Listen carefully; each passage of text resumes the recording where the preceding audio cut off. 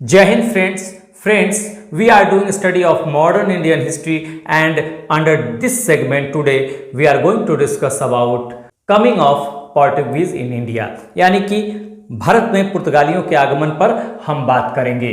भारत में पुर्तगालियों के आगमन पर हम बात करेंगे। जहां तक आधुनिक भारत के इतिहास की बात है, पिछले वीडियो में हमने बात की थी background of coming of European companies in India, यानी कि भारत में यूरोपीय कंपनियों के आगमन की पृष्ठभूमि को हमने समझा था, बैकग्राउंड को समझा था, और वहीं से आज हम इस क्लास को आगे लिए चलेंगे। पिछले ही वीडियो में मैंने बताया था कि जो पहला यूरोपीय देश होगा जो समुद्री मार्ग से भारत पहुंचेगा वो होगा Portugal. P stands for Portuguese. तो पुर्तगाल पहला देश होगा, पहला यूरोपीय देश जो सर्वप्रथम भारत पहुंचता है 1498 में। उसके बाद डच यानी नीदरलैंड के निवासी जो हैं, यहां नीदरलैंड है जिसे पहले हॉलैंड भी कहा जाता था, तो उनको डच कहा जाता है, तो वो 1595-96 में पहुंचते हैं। उसके बाद ब्रिटिशर्स यानी कि इंग्लिश, देखिए ये ब्रिटेन है, ये पहुंचेंगे 1600 ईस्वी में, यानी कि 1600 एडी में, सब एडी में है, और अंत में फ्रांस पहुंचेगा। ठीक है, एफ स्टैंड्स फॉर फ्रेंच, 1664 ईस्वी में। तो भारत में यूरोपीय देशों के ये आने का क्रम है। ये प्रमुख देश हैं जो भारत आए, और प्रमुख यूरोपीय देश है जो भारत आए और यहाँ पर उन्होंने राजनीतिक रूप से, सामाजिक रूप से, धार्मिक रूप से अपना प्रभुत्व कुछ ने स्थापित किया और कुछ ने स्थापित करने की कोशिश की। तो हालांकि देखिए ब्रिटिशर्स के बाद आप एक और नाम ले सकते हैं, डेनमार्क वाले भी आए थे 1616 में, लेकिन वो उतना इंपॉर्टेंट नहीं है। ठीक है, डेनमार्क वाले भी आए थे तो उतना इंपॉर्टेंट नहीं है। यही जो चार देश हैं ये ज्यादा इंपॉर्टेंट रहे हमारे आधुनिक भारत के इतिहास के लिहाज से। तो कई बार ये सवाल पूछ लिया जाता है एग्जामिनेशन में कि भारत में यूरोपीय कंपनियों के आगमन के क्रम बताएं, तो आपको 3-4 ऑप्शन देगा और उसमें जम्बल्ड वे में क्रम दे देगा। तो ये क्रम जो होगा ये सही होगा, जिस ऑप्शन में ये क्रम होगा वही क्रम सही होगा। ठीक है, या ये भी पूछा जा सकता है वो पहला यूरोपीय देश जो समुद्री रास्तों से भारत आया तो पुर्तगाल, दूसरा डच, तीसरा ब्रिटिशर्स आए, और अंत में फ्रेंच आए। ठीक है, ये फ्रांस है। तो ये आने का क्रम एक तो है, आने का क्रम, इससे सवाल बनता है। दूसरा है कि इन्होंने भारत और अन्य पूर्वी देशों से व्यापार करने के लिए सर्वप्रथम जिन कंपनियों का गठन किया उन कंपनियों के गठन पे भी प्रश्न आता है। और इस क्रम में अगर हम देखें तो इसका क्रम इस प्रकार है। पुर्तगालियों ने सबसे पहले पोर्टुगीज ईस्ट इंडिया कंपनी का गठन किया था 1498 में ही, लेकिन अंग्रेजों ने जो 1600 में भारत आए थे उन्होंने 1600 में कंपनी का गठन कर लिया था। ठीक है, तो सबसे पहले पोर्टुगीज ईस्ट इंडिया कंपनी का गठन हुआ, फिर ब्रिटिश ईस्ट इंडिया कंपनी यानी कि इंग्लिश ईस्ट इंडिया कंपनी का गठन 1600 ईस्वी में हुआ। ठीक है, उसके बाद डच ईस्ट इंडिया कंपनी जो है उसका गठन होता है 1602 में, और अंत में फ्रेंच ईस्ट इंडिया कंपनी का 1664 में। तो इस क्रम को भी पूछ लिया जाता है। यहां पर बस आपको एक बात ध्यान में रखनी है कि डच जो हैं वो अंग्रेजों के पहले भारत आ जाते हैं, लेकिन डच ईस्ट इंडिया कंपनी का गठन अंग्रेजों की ईस्ट इंडिया कंपनी के गठन के बाद होता है। यानी Dutch east India company British east India company के बाद बनेगी। डच आएंगे पहले लेकिन इनकी कंपनी का गठन बाद में होगा। तो इन दोनों क्रमों को अगर आप याद रखते हैं तो यहां से जो भी सवाल बनेगा, और बनता भी है अक्सर एग्जाम्स में, तो उसका जवाब आप बड़ी आसानी से दे सकते हैं। अब जैसा कि आप देख रहे हैं कि पुर्तगाली जो है वो पहले यूरोपीय हैं जो समुद्री मार्ग से भारत पहुंचते हैं।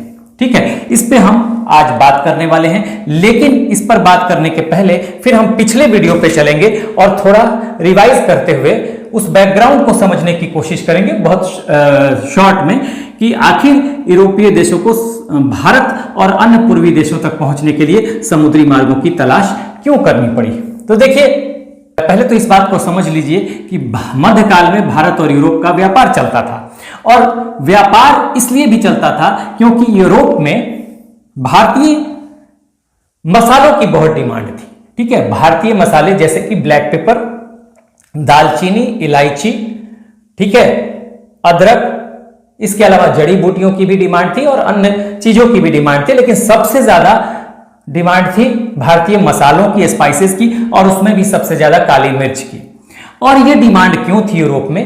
क्योंकि देखिए यूरोप का जो क्षेत्र है वो ठंडा क्षेत्र है, ठीक है, यहां सर्दी बहुत ज्यादा पड़ती है और यहां के लोग सर्दी से बचाव के लिए यानी गर्मी प्राप्त करने के लिए मांस का सेवन ज्यादा करते थे। उस समय भी ऐसा ही होता था, लेकिन उस समय कोई रेफ्रिजरेटर जैसी कोई चीज नहीं थी जिससे कि ये मांस को प्रिजर्व करके रख सके।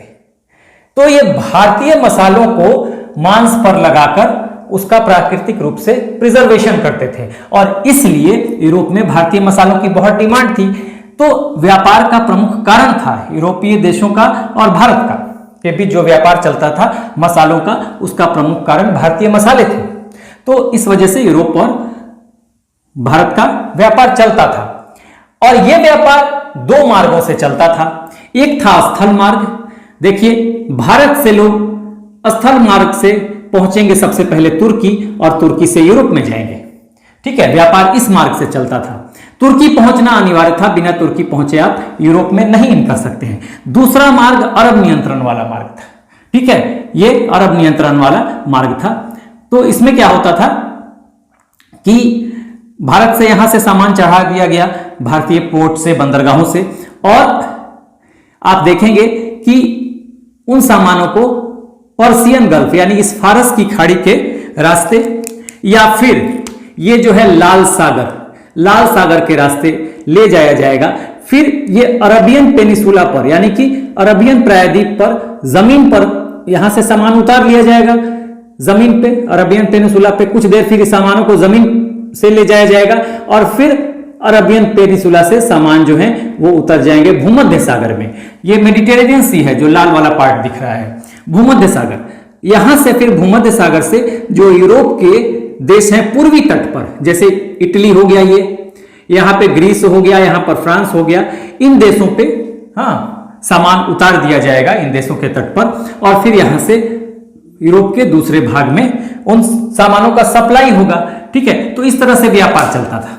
एक स्थल मार्ग से इस रूट से लोग चलेंगे, जैसे कि उस समय पाकिस्तान भी भारत का हिस्सा था, तो अब यहां तक भारत है, तो अब आप चाहे अंदर से किसी भी रूट का इस्तेमाल कर ले, आप भारत से चाहे ईरान चले जाएं और तब आप इराक जाएं और तुर्की जाएं, या आप भारत से अफगानिस्तान चले जाएं फिर ईरान जाएं, फिर इराक जाएं और तुर्की जाएं, या फिर यहां से आप ईरान पहुंचने के बाद डायरेक्ट आप तुर्की चले जाएं बिना इराक गए। तो स्थल मार्ग से अगर आप जाएंगे तो बीच में चाहे आप किसी भी रूट का इस्तेमाल करें, आपको तुर्की पहुंचना आपका अनिवार्य है। आप पहले तुर्की पहुंचेंगे और तुर्की पहुंचने के बाद होता क्या था, यहां पर मैंने बताया था, देखिए कुस्तुनतुनिया है यूरोप में, उस समय यूरोप में था, आज ये तुर्की के कंट्रोल में है। तो इसी फिगर को मैं यहां बनाकर मैंने बताया था कि ये जो है ये यूरोप है और ये जो है तुर्की है, ठीक है। बीच में ये यहां पर देखिए यूरोप में ये कुस्तुनतुनिया है, जिसे यूरोपवासी कहते थे कॉन्स्टेंटिनोपल, जबकि अरबियन उसको कहते थे कुस्तुनतुनिया। आज का इसका नाम है जो कि तुर्की के कंट्रोल में है, आज इसको कहते हैं कुस्तुनतुनिया को इस्तांबुल, ठीक है, ध्यान रखिएगा। तो तुर्की पहुंचेंगे लोग और तुर्की के बाद बीच में एक जल संधि है, इधर काला सागर है, इधर मरमरा सागर है, इन दोनों को एक जल संधि मिलाती है जिसको कहते हैं बासपोरस की जल संधि, बासपोरस की जल संधि। इस जल संधि को आप पार करेंगे तुर्की से निकलकर, जैसे ही आप बासपोरस की जल संधि को पार करेंगे आप कुस्तुनतुनिया पहुंचेंगे और कुस्तुनतुनिया से आप यूरोप में पहुंच जाएंगे। उस समय की बात कर रहा हूं, मध्यकाल का। तो आप तुर्की तक पहुंचेंगे, तुर्की पहुंचना स्थल मार्ग से जब आप चलेंगे आप तुर्की तक पहुंचेंगे, तुर्की पहुंचना क्योंकि अनिवार्य है और तुर्की जाए बगैर आप यूरोप में इन नहीं कर सकते हैं। फिर आप पार करेंगे बासपोरस की संधि, बीच में बासपोरस की जल संधि, और फिर कुस्तुनतुनिया पहुंचेंगे। इसको पार करते ही बासपोरस की जल संधि को पहुंचते हैं कुस्तुनतुनिया यानी कॉन्स्टेंटिनोपल, आज के डेट में इसका नाम है इस्तांबुल। यहां पहुंचेंगे और फिर आप यूरोप में इन कर जाएंगे। तो एक स्थल मार्ग से व्यापार चलता था, एक इस मार्ग से व्यापार चलता था, इस पर अरबों का नियंत्रण था।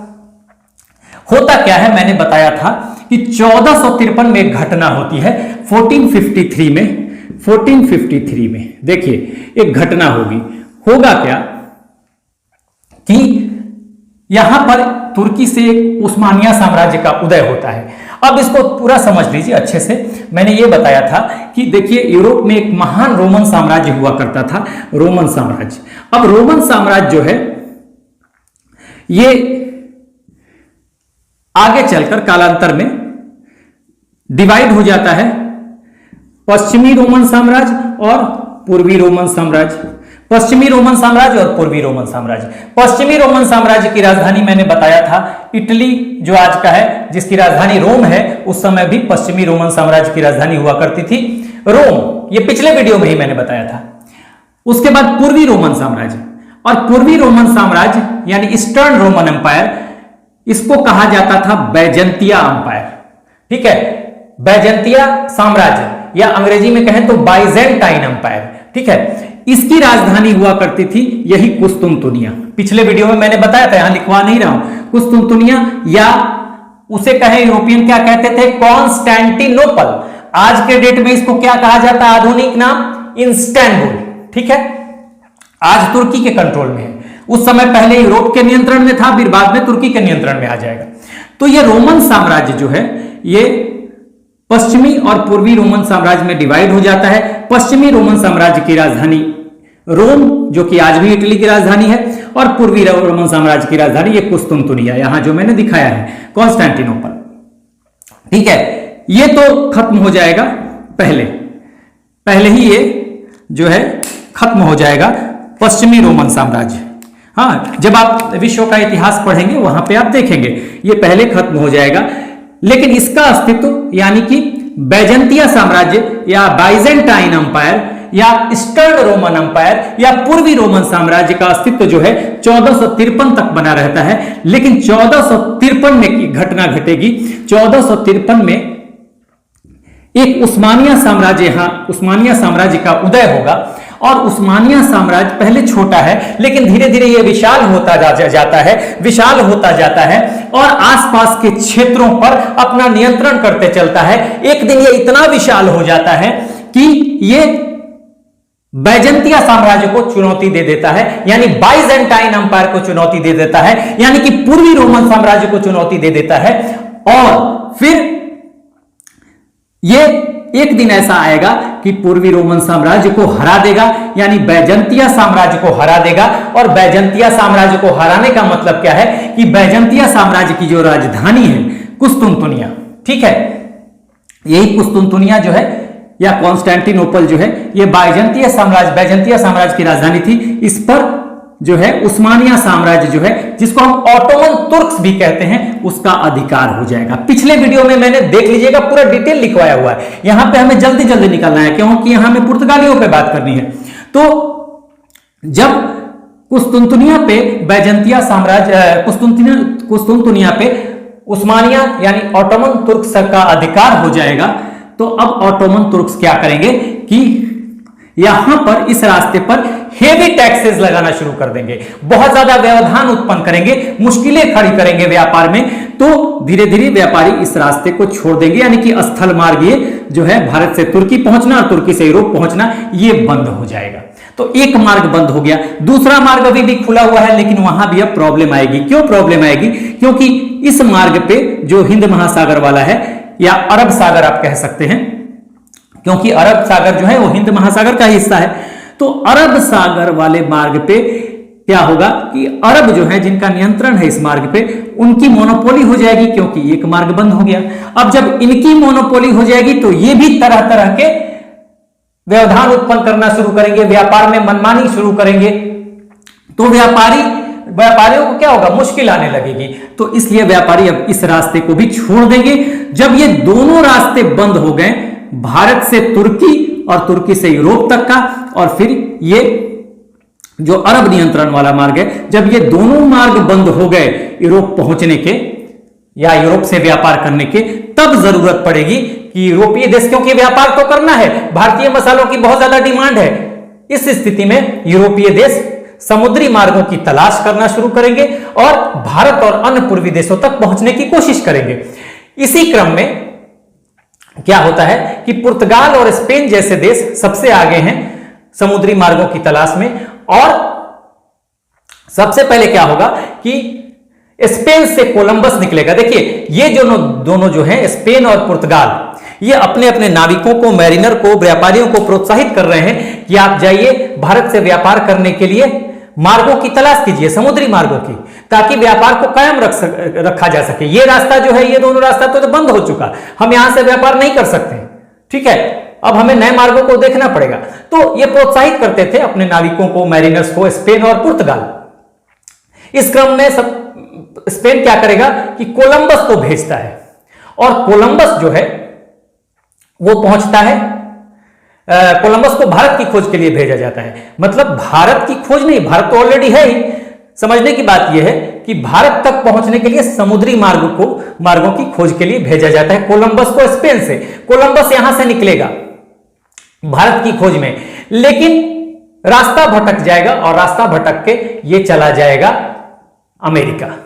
ये अटलांटिक महासागर है, नॉर्थ अटलांटिक यानी उत्तरी अटलांटिक, दक्षिणी अटलांटिक, पूरा अटलांटिक महासागर है। कोलंबस यहां से निकलेगा, इस अटलांटिक महासागर में रास्ता भटक जाएगा और ये पहुंच जाएगा इधर अमेरिका। तो इस तरह से कोलंबस ने अमेरिका तक के मार्ग की खोज कर दी। इसका रीजन यह था रास्ता भटकने का कि स्पेन उतना रिसर्च वर्क नहीं करा पाया था समुद्री मार्गों का, लेकिन पुर्तगाल जो है ये रिसर्च खूब कराता था, शोध करवाता था, और क्या करता था, कहता था अपने नाविकों को, मैरिनर्स को कि आप समुद्री मार्गों की खोज कीजिए, ठीक है। और इसमें सहयोग करता था, समझ जाइए, एक व्यक्ति है, इसको आप नोट कर लीजिएगा यहां तक, एक व्यक्ति है वहां का जो शासक है प्रिंस हेनरी, जिसको द नेविगेटर के नाम से जाना जाता है। प्रिंस हेनरी जो कि जिसको नेविगेटर के नाम से जाना जाता है। देखिए यहां पर मैं लिख देता हूं, यहां पर मैं लिख देता हूं the navigator, Prince Henry, Prince Henry, ठीक है, प्रिंस हेनरी जो कि फ्रांस का शासक है, और इसको कहते थे द नेविगेटर। इसको क्या कहते थे, इसको कहते थे the navigator, the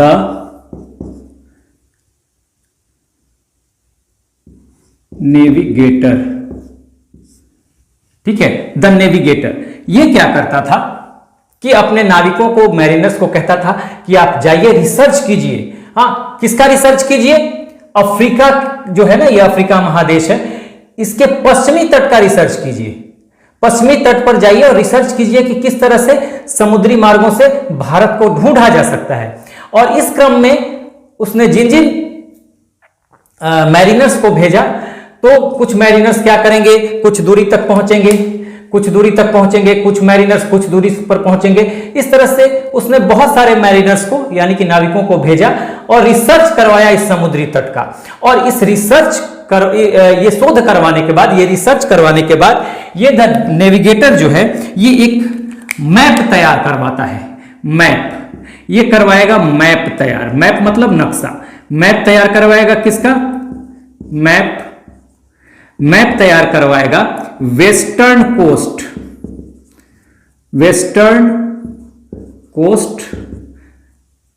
of Africa, Africa के वेस्टर्न कोस्ट का, पश्चिमी तट का ये मैप तैयार करवाएगा कौन, प्रिंस हेनरी। क्यों, क्योंकि इसने बहुत सारे नाविकों को भेजा, और इस तट पे, अफ्रीका के पश्चिम तट पे नाविक आए। हाँ, कोई यहां तक पहुंच रहा है, कोई थोड़ा आगे पहुंच रहा है, कोई थोड़ा और आगे पहुंच रहा है। तो इस तरह से ये रिसर्च करवाता गया, और इस रिसर्च के आधार पर ये एक मैप, नक्शा तैयार करवा देता है अफ्रीका के पश्चिमी तट का। फिर वो नक्शा किसे देगा, नक्शा देगा एक व्यक्ति है, एक मैरिनर है, बार्थोलोमोडियास। उसके बाद देखिए प्रिंस हेनरी ये मैप सौंपता है किसे, ये मैप सौंपेगा, ये मैप देगा बार्थोलोमोडियास को। ये मैप देगा ये बार्थोलोमोडियास।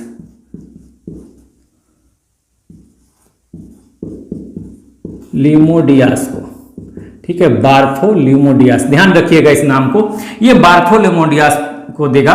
ये बार्थोलोमोडियास क्या करेगा कि यहां से चल रहा है बार्थोलोमोडियास पुर्तगाल से, ये पुर्तगाल है, ये पुर्तगाल से निकलेगा और पुर्तगाल से निकलकर ये क्या करेगा, इस पॉइंट तक पहुंच जाएगा।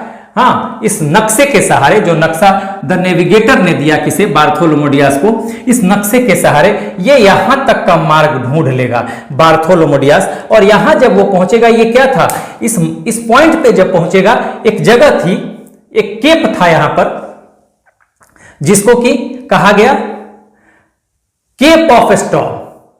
केप ऑफ स्टॉर्म इसका नाम दिया किसने, बार्थोलोमोडियास ने। क्यों नाम दिया कि क्योंकि जब ये यहां तक पहुंचता है तो होता क्या है कि यहां पर घनघोर अंधेरा है, समुद्री तूफान है, तेज हवाएं चल रही हैं, रास्ता नहीं सूझ रहा, यहां तक तो किसी तरह पहुंच गया, तूफान उफान बहुत ज्यादा है। इस वजह से बार्थोलोमोडियास ने इस पॉइंट का नाम दिया केप ऑफ स्टॉर्म। ध्यान रखिएगा, केप ऑफ स्टॉर्म, इसका नाम इसने दिया केप ऑफ स्टॉर्म,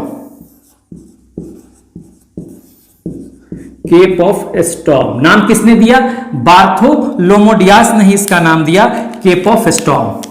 क्यों, इसका कारण मैंने बता दिया। और ये यहां पर बार्थोलोमोडियास केप ऑफ स्टॉर्म तक पहुंचता कब है, 1487 में। ध्यान रखिएगा, 1487 में। भेजा किसके द्वारा जाता है, प्रिंस हेनरी, जो उस समय शासक है, और उसका नाम था द नेविगेटर, ठीक है। तो बार्थोलोमोडियास यहां तक तो पहुंच जाता है, आगे का रास्ता ही नहीं सूझता। कहां तक पहुंचता है, Cape of Storm. Cape of Storm, cape क्या होता है, केप का मतलब जहां किसी जहाज का लंगर डाला जा सके, एक ऐसा स्थान जहाज को टिकाया जा सके, नावों को टिकाया जा सके, उसको केप कहते हैं। देखिए, यही केप ऑफ स्टॉर्म, यहां से बहुत इंपॉर्टेंट ये सवाल बनेगा, इसी केप ऑफ स्टॉर्म का नाम बाद में पड़ता है आशा अंतरीप। देखिए, इसी केप ऑफ स्टॉर्म का नाम बाद में पड़ेगा आशा अंतरीप। ध्यान दीजिएगा, आशा अंतरीप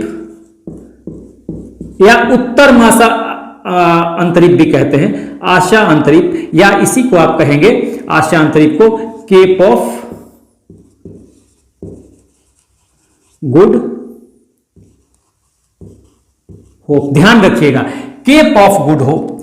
देखिए, बार्थोलोमोडियास 1427 में पहुंचता है, कहां पे, इस पॉइंट पे, इस केप पे, और इसका नाम रखता है केप ऑफ स्टॉर्म।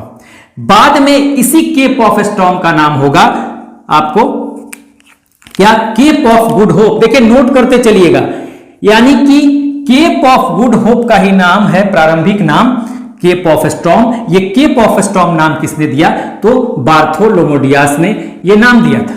ध्यान रखिएगा, बार्थोलोमोडियास 1487 में यहां तक पहुंचता है, यहां पर पहुंचता है, और केप ऑफ स्टॉर्म इसका नाम देता है। देखिए, आशा अंतरिक्ष फिर क्यों कहा गया, देखिए, अब तक कोई रास्ता पता नहीं था इधर का, अफ्रीका के वेस्टर्न कोस्ट का, लेकिन यहां तक जब पहुंच गया तो एक आशा की किरण दिखी, एक उम्मीद की किरण दिखी कि यहां से भारत को अब ढूंढा जा सकता है। तो एक उम्मीद जगी, इसलिए इसका नाम केप ऑफ स्टॉर्म का नाम बदलकर केप ऑफ गुड होप रख दिया गया। तो यहां से आपको ध्यान ये रखना है, सवाल बनेगा केप ऑफ स्टॉर्म जो है वो नाम किसने दिया, तो बार्थोलोमोडियास ने, ठीक है। या केप ऑफ गुड होप का प्रारंभिक नाम क्या है, तो आपका जवाब होगा केप ऑफ स्टॉर्म। ये नाम किसने दिया, तो बार्थोलोमोडियास ने। तो यहां तक आपने देख लिया, आप स्क्रीनशॉट लेते रहिए इधर से, ठीक है। तो मेरे ख्याल से आप यहां तक समझ गए कि किस तरह से बार्थोलोमोडियास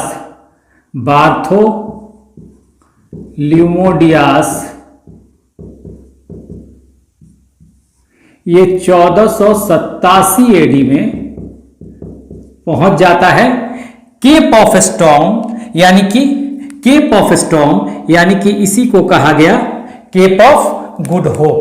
बार्थोलोमोडियास ने इसका नाम दिया था क्या, केप ऑफ स्टॉर्म, ठीक है। तो केप ऑफ स्टॉर्म का नाम ही मैंने अभी भी बताया कि पड़ गया केप ऑफ गुड होप, ठीक है। केप ऑफ गुड होप का प्रारंभिक नाम क्या है, तो केप ऑफ गुड का प्रारंभिक नाम है केप ऑफ स्टॉर्म, और केप ऑफ स्टॉर्म नाम दिया बार्थोलोमेडियास ने, जो 1487 एडी में यहां तक पहुंचता है। अब देखिए नेक्स्ट बार्थोलोमेडियास के बाद जो नेक्स्ट जो मैरिनर या नाविक कहें या फिर व्यापारी भी कह सकते हैं, जो आता है वो आता है वास्को डी गामा। और वास्को डी गामा को अब मिशन दिया जाता है कि बार्थोलोमेडियास ने तो केप ऑफ गुड होप तक का रास्ता ढूंढ दिया है, पुर्तगाल से लेकर केप ऑफ गुड होप तक का रास्ता पता है आपको।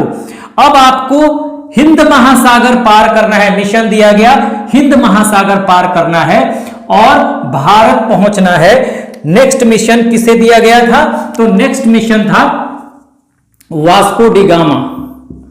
वास्को डी गामा, और वास्को डी गामा को मिशन किसने दिया था, यह सवाल कई बार पूछा जाता है। तो उस समय पुर्तगाल का शासक था इमैनुअल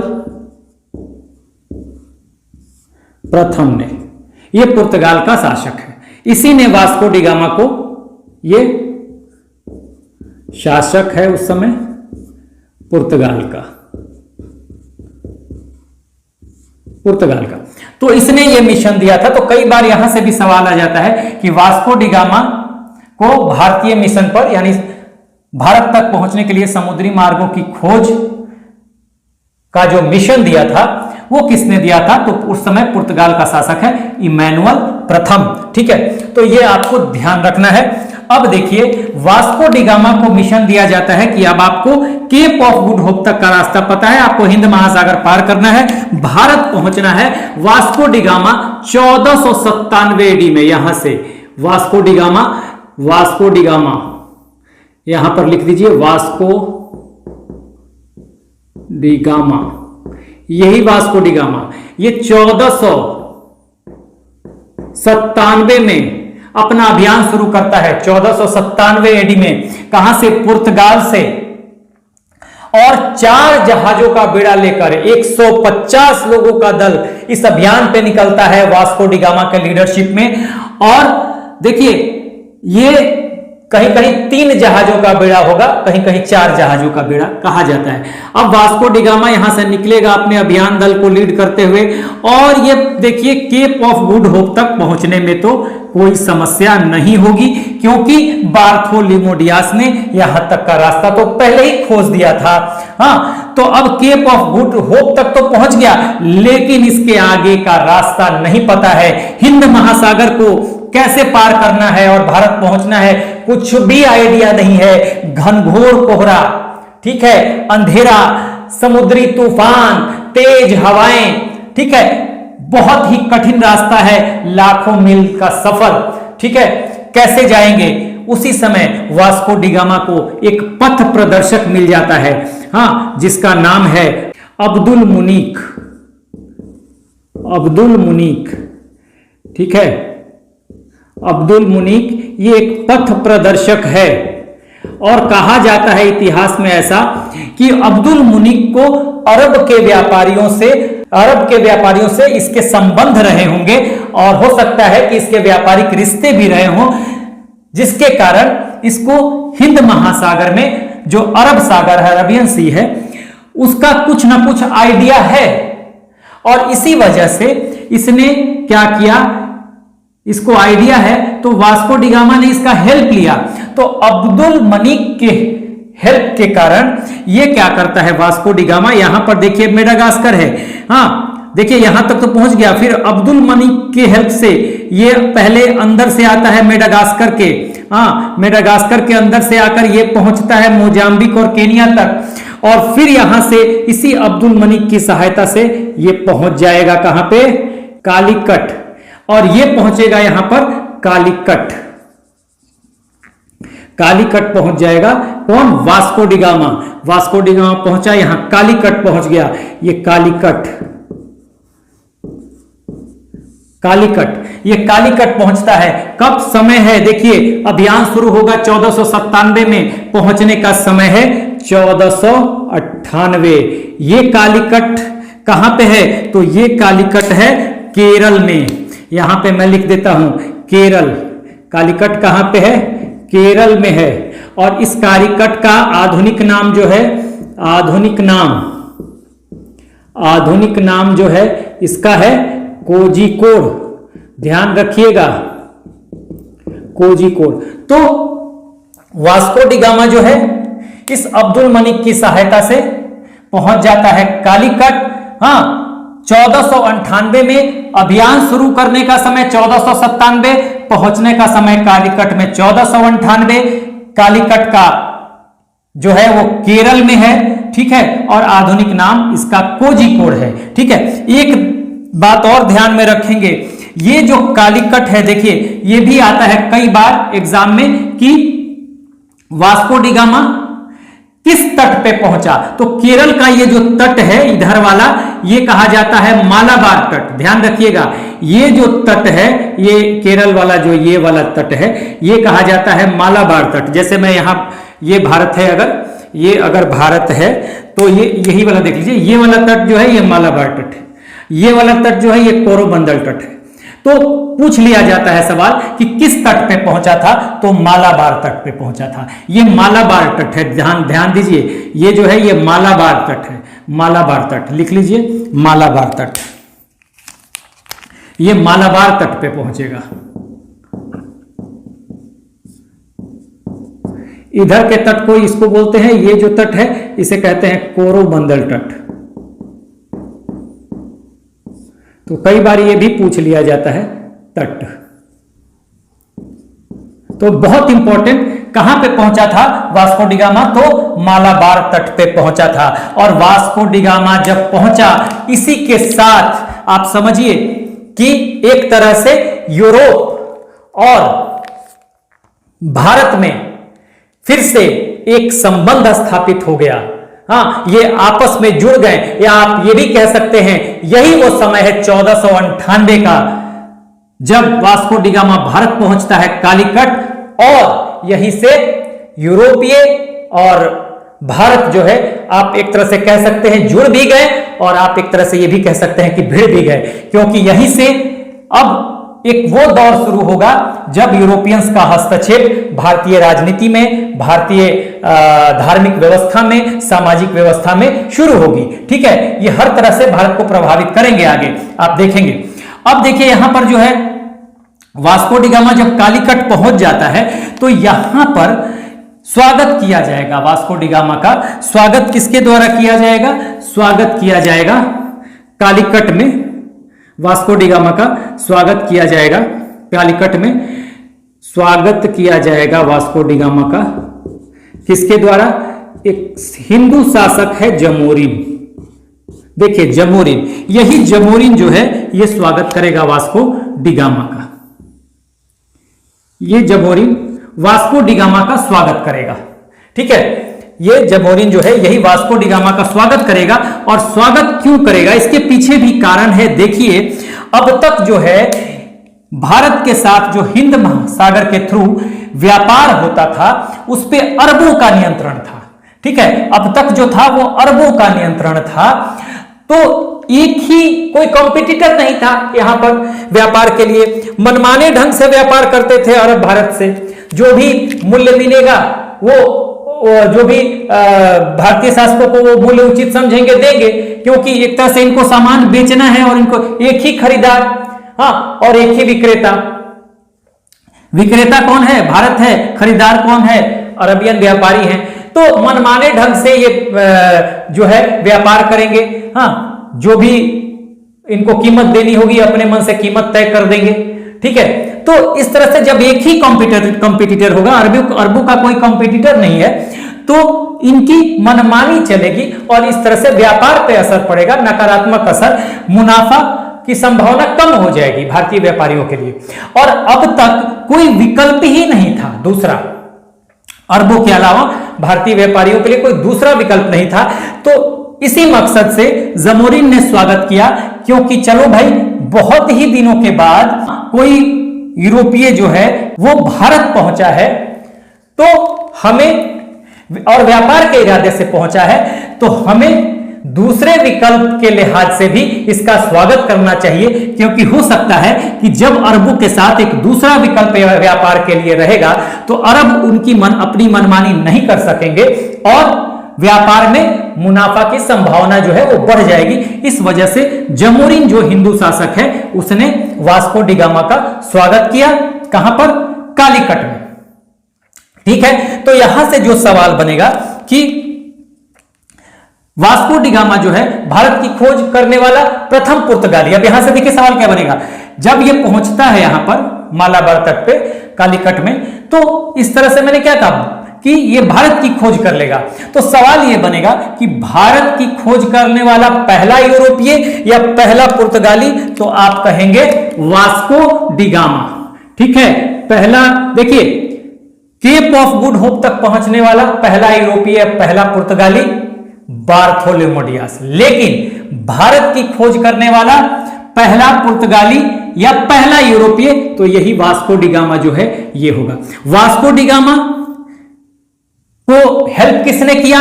तो अब्दुल मुनीक ने। ध्यान दीजिएगा, अब्दुल मुनीक ने, जो एक पथ प्रदर्शक है, अब्दुल मुनीक ने भारत तक पहुंचने में मदद की।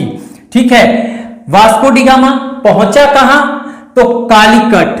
हाँ, कालीकट है कहां भाई? तो केरल में। कब पहुंचा? 1498 में। ठीक है, 1497 में शुरू किया अभियान, 1498 में पहुंचा। कालीकट का आधुनिक नाम कोझिकोड, ध्यान रखिएगा, पूछ देता है। वास्को डी गामा किस तट पे पहुंचा? तो इस तट को कहते हैं मालाबार तट। ठीक है, ध्यान रखिएगा, तो मालाबार तट पे पहुंचा। हाँ, इस तट को कहते हैं कोरोमंडल तट, तो कोरोमंडल तट पे नहीं पहुंचा। किस तट पे पहुंचा? मालाबार तट पे, हाँ, मालाबार कोस्ट पे। वास्को डी गामा का यहां पर स्वागत किसने किया? तो कालीकट में स्वागत करता है कौन? जमोरिन। जमोरिन नाम का स्वागत शासक जो है, हिंदू शासक, वो स्वागत करता है वास्को डी गामा का। ठीक है, अब वास्को डी गामा का स्वागत क्यों किया ये भी बता दिया कि वास्को डी गामा का स्वागत इसने इसलिए क्यों किया क्योंकि अब तक अरबों का नियंत्रण इस क्षेत्र पर था, भारतीय व्यापार पर, लेकिन अब तक अरबों का कोई कंपटीटर यहां पर जो नहीं था। हाँ, अब जमोरिन को एक दूसरा विकल्प दिखाई दे रहा था और व्यापार में मुनाफा की संभावना दिखाई दे रही थी कि अगर भविष्य में व्यापार होता है पुर्तगाल के साथ तो मुनाफा की संभावना है ज्यादा।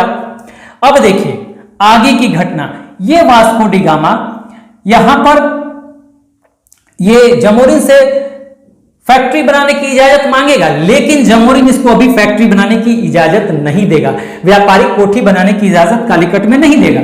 इसका रीजन ये था कि यहां जो अब तक एक मोनोपोली चल रही थी अरब व्यापारियों की, इनका भारतीय शासकों के कोर्ट में, दरबार में इनकी रीच थी और उनके एक्टिविटीज में भी, क्रियाकलापों में भी वो अक्सर जो है अपना हस्तक्षेप करते थे। ठीक है ना, इंटरफेयर करते थे। तो शुरुआती दौर में, चूंकि अभी तो बिजनेस शुरू नहीं हुआ था, बिजनेस के इरादे से कोई यूरोपीय या कोई पुर्तगाली भारत पहुंचा था, तो एक विकल्प तो दिखाई दे रहा था, लेकिन शुरुआती दौर में ही अगर जमोरिन जो है यहां पर इसको फैक्ट्री बनाने की भारत में इजाजत दे देता तो इसको शुरुआती दौर में, ये बिजनेस तो शुरू हुआ नहीं था, शुरुआती दौर में ही अरब के व्यापारियों की नाराजगी झेलनी पड़ती। तो शुरुआती दौर में इस टसल को अवॉइड करने के लिए जमोरिन ने क्या किया कि वास्को डी गामा को इजाजत नहीं दी, किसकी? फैक्ट्री की। हां, लेकिन व्यापार की इजाजत इसने जरूर दी। अब यहां से वास्को डी गामा व्यापार की शुरुआत करेगा और वास्को डी गामा भारत से क्या क्या ले जाएगा? मसाले, जड़ी बूटियां, ये क्या करेगा? ये ले जाएगा क्या क्या? यहां से ले जाएगा मसाले, मसाले यानी स्पाइसेज, जड़ी बूटियां और अन्य सामान।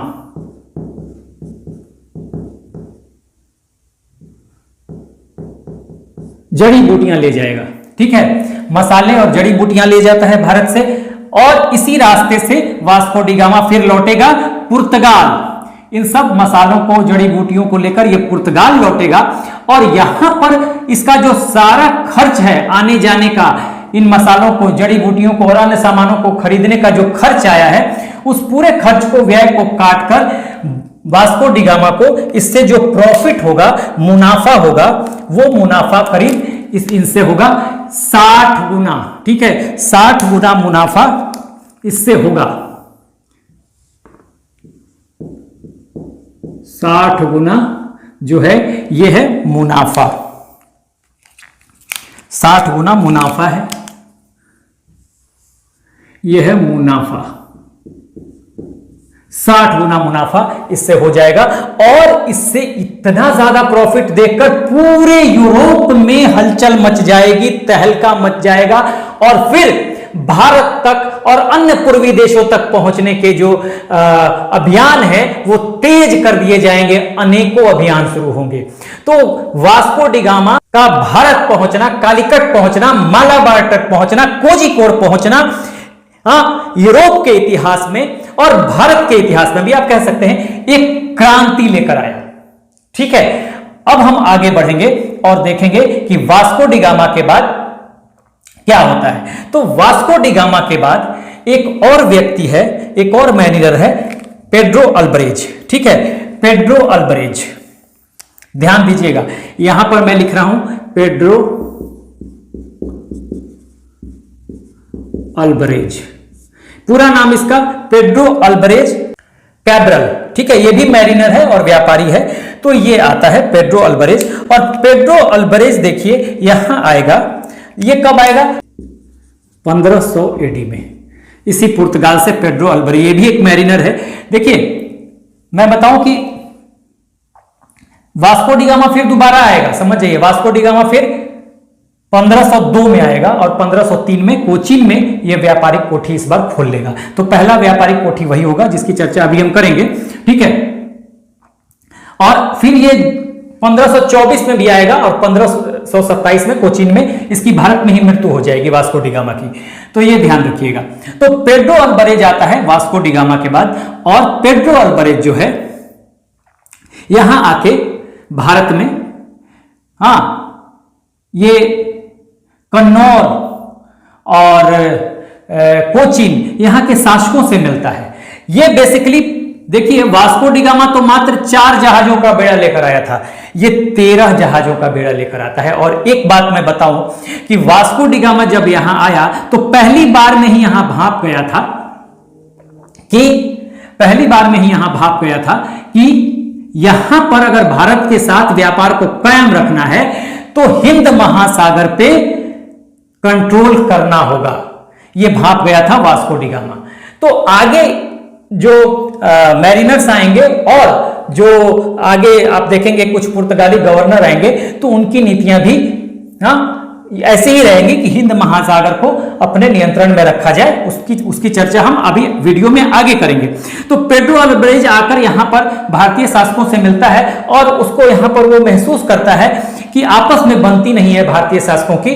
ठीक है, और भारतीय शासकों की जब बनती नहीं है तो उसको यह लगा कि अगर भारतीय शासकों को आपस में लड़ा दिया जाए तो उसका काम आसान हो जाएगा। ठीक है, पुर्तगाल का काम आसान हो जाएगा। तो अब क्या होगा कि यहां आएगा तो भारतीय शासकों से भी मिलेगा, यहां कुछ व्यापारियों से भी मिलेगा भारत के। इससे क्या होगा देखिए, अब यहां से तो अरब के व्यापारी जो हैं वो नाराज होंगे, उनको लगेगा कि बाहर से आए, जो यूरोप से आए व्यापारी हैं, पुर्तगाल से आए व्यापारी हैं, उनको तवज्जो देना शुरू कर दिया है भारतीय शासकों ने। तो एक तरह से पेड्रो अल्बरेज के साथ यानी पुर्तगाली व्यापारियों के साथ अरबों का क्लैश शुरू होगा। और इसी में ये पेड्रो अल्बरेज जो है ये क्या करेगा कि इसी क्लैश में क्या होगा कि इनकी लड़ाई हो जाएगी। और पेड्रो अल्बरेज, देखिए मैं एक चीज बताऊं, पेड्रो अल्बरेज जब आया था तो अपने साथ, क्योंकि वास्को डी गामा पहले ही भाग चुका था कि यहां पे नियंत्रण करना है, कंट्रोल करना है, तो वैसे भी आप देखेंगे कि जब पेड्रो अल्बरेज आएगा तो अपने साथ ये हथियार भी लेके आता है। ठीक है, तोपें, जहाज पे तोपें भी हैं। इसका रीजन ये था कि देखिए जब अरब यहां पर थे ना तो अरब सिर्फ व्यापार करना चाहते थे, मोनोपोली था इनका व्यापार पे। ये इनके पास हथियार वैसे नहीं होते थे, होते भी थे तो बहुत कम होते थे। और यहां पर अरबों के पास हथियार इसलिए भी नहीं थे क्योंकि देखिए पुर्तगालियों के आने के पहले यहां पर उनका कोई कॉम्पिटिटर नहीं था। और जब कॉम्पिटिटर नहीं होता, आपका प्रतिद्वंदी नहीं होता, उस स्थिति में आप हथियारों का विकास नहीं करते, अस्त्र शस्त्र का विकास नहीं करते, क्योंकि उस स्थिति में आपको बचाव करने की जरूरत नहीं है। ठीक है, तो यहां पर हथियारों का विकास भी ये नहीं कर रहे थे, लेकिन पुर्तगाली यहां पर इस सोच के साथ ही आए थे, इस इरादे के साथ ही आए थे कि हिंद के पानी पर, हिंद महासागर पर उन्हें नियंत्रण करना है और इसके लिए चाहे जो भी करना पड़े, हमला करना पड़े, युद्ध लड़ना पड़े, वो करेंगे। और इसलिए इन्होंने पहले से पूरी तैयारी की हुई थी और एक मजबूत इनकी नौसेना थी। हाँ, ये हथियारों से लैस थे और इसी के बलबूते क्या होता है कि जब यहाँ पर अरब व्यापारियों के साथ, क्योंकि अरब व्यापारियों को ये लगने लगेगा कि भारतीय शासक और भारतीय व्यापारी जो हैं पुर्तगालियों का साथ दे रहे हैं यहाँ पर और पुर्तगालियों को तवज्जो दे रहे हैं, तो अरबों के साथ यानी अरब व्यापारी के साथ और पेड्रो अल्वारेज के साथ क्लैश होना स्वाभाविक था। और इस क्लैश में क्या होगा कि पेड्रो अल्वारेज अरब के व्यापारियों का एक जहाज पकड़ लेगा यहां पर और उसे भारतीय शासकों को गिफ्ट कर देगा और इस तरह से एक तरह से शुरुआत हो जाएगी। आप देखेंगे कि अरबों को एक तरह से झटका लगेगा, शुरुआती झटका। यहाँ पे जो अरब हैं उनका जो नियंत्रण है इस क्षेत्र पर, उनको एक तरह से पेड्रो अल्वारेज शुरुआती झटका दे देगा। अब आगे जो हम देखेंगे वो हम देखेंगे कि ये जो मैरिनर्स हैं, हाँ, ये जो मैरिनर्स हैं शुरुआती दौर में, तो इनसे क्या होगा कि एक तो व्यापार की शुरुआत हो गई, लेकिन पुर्तगाल का उद्देश्य सिर्फ व्यापार ही नहीं था, इसके कई उद्देश्य थे। तो इनके उद्देश्य की बात अगर हम करते हैं, उद्देश्य की बात करें तो इनका उद्देश्य क्या था? कई उद्देश्य थे। एक तो प्रमुख तो ट्रेड था ही, व्यापार था। उसके अलावा ट्रेड के अलावा इनका धार्मिक उद्देश्य भी था, ठीक है, धार्मिक उद्देश्य भी था। और तीसरा उद्देश्य हिंद महासागर पर नियंत्रण। तीन उद्देश्य इनके थे, ध्यान रखिएगा। पूछा जाए कि इनके उद्देश्य क्या थे तो इससे आप पॉइंट बना सकते हैं। पहला तो ट्रेड था, ठीक है, ट्रेड था, व्यापार था, धार्मिक उद्देश्य भी था और हिंद महासागर पे नियंत्रण करना भी इनका उद्देश्य था। और आप ट्रेड तो देख ही रहे हैं, हिंद महासागर में भी शुरुआती दौर में देख लिया कि वास्को डी गामा ने महसूस किया कि यहाँ के पानी को कंट्रोल करना होगा, यहाँ के पानी पे नियंत्रण करना होगा अगर व्यापार करना है। और धार्मिक उद्देश्य क्या था? तो देखिए, धार्मिक उद्देश्य भी इनका एक था। और धार्मिक उद्देश्य क्या था कि मैंने ये बताया था जब आपने पिछला वीडियो देखा होगा कि जब कुस्तुनतुनिया पर ऑटोमन तुर्क्स यानी उस्मानिया साम्राज्य का अधिकार हो जाएगा, तो उस समय देखिए 1453 की बात मैं बता रहा हूं, उसी समय यूरोप में पुनर्जागरण का दौर भी शुरू होता है, यानी रेनेसांस का दौर शुरू होता है और यही यूरोप का आधुनिक काल भी है। और मैंने यहां पे बताया था कि कुस्तुनतुनिया एक धार्मिक केंद्र था। जब उस्मानिया साम्राज्य ने इस कुस्तुनतुनिया पे अटैक किया तो यहां पे बहुत सारे धार्मिक केंद्र तोड़ दिए गए, धर्म गुरुओं पर अत्याचार हुआ, ठीक है। और लोगों ने, अब चूंकि यह पुनर्जागरण का दौर शुरू हो चुका है, लोगों ने यह सवाल करना शुरू किया कि भाई जब ये धार्मिक केंद्र है, जब ये धार्मिक केंद्र है और यहां पर देखिए यूरोप में तीन दौर थे, मैंने ये बताया था आपको कि यूरोप एक तो मानव केंद्रित था। यहां पर अगर हम देखें तो यूरोप का जो प्राचीन काल था, मैंने बताया था प्राचीन काल जो था वो मानव केंद्रित था, यानी तर्क शक्ति पर लोग विश्वास करते थे, लोग अपनी बुद्धिमत्ता वैज्ञानिक सोच का इस्तेमाल करते थे, ठीक है। उसके बाद जब मध्यकाल आया 1453 तक का समय, मध्यकाल, जब ऑटोमन तुर्क्स जो है कुस्तुनतुनिया पे अधिकार करते हैं, ये मध्यकाल था और ये अंधकार युग कहा गया, ठीक है, अंधकार युग कहा गया। और आधुनिक काल जो है यानी पुनर्जागरण, आधुनिक यानी इसी को आधुनिक काल में पुनर्जागरण, ये तीन बातें आपको ध्यान रखनी है, ध्यान रखिएगा। हाँ, तो देखिए प्राचीन काल में मानव जो है, मैं अभी भी बता रहा था कि धार्मिक कैसे है, उनका उद्देश्य धार्मिक कैसे होगा। तो प्राचीन काल में मानव केंद्रित यूरोप में समाज था, मानव जो है, मानव के तर्क शक्ति, बुद्धिमत्ता, वैज्ञानिक सोच को ही महत्व दिया जाता था। लेकिन मध्यकाल को अंधकार युग कहा गया क्योंकि यह ईश्वर केंद्रित हो गया, गॉड सेंटर्ड हो गया और कहा गया कि जो भी होता है ईश्वर उसको करता है। आदमी का कोई नियंत्रण नहीं, मानव का कोई नियंत्रण नहीं उस पर, ईश्वर की ही सत्ता है। ठीक है, तो जब ये मान लिया गया मध्यकाल में कि ईश्वर की ही सत्ता है, बुद्धिमत्ता, वैज्ञानिक सोच, तर्क शक्ति का कोई इंपॉर्टेंस नहीं है, तो लोगों ने सोचना समझना छोड़ दिया, तो लोगों की बुद्धि जो है बंद हो गई। हाँ, सोचना समझना, तो उसको कहा गया अंधकार युग। क्यों कहा गया? कि इसमें लोग सो गए।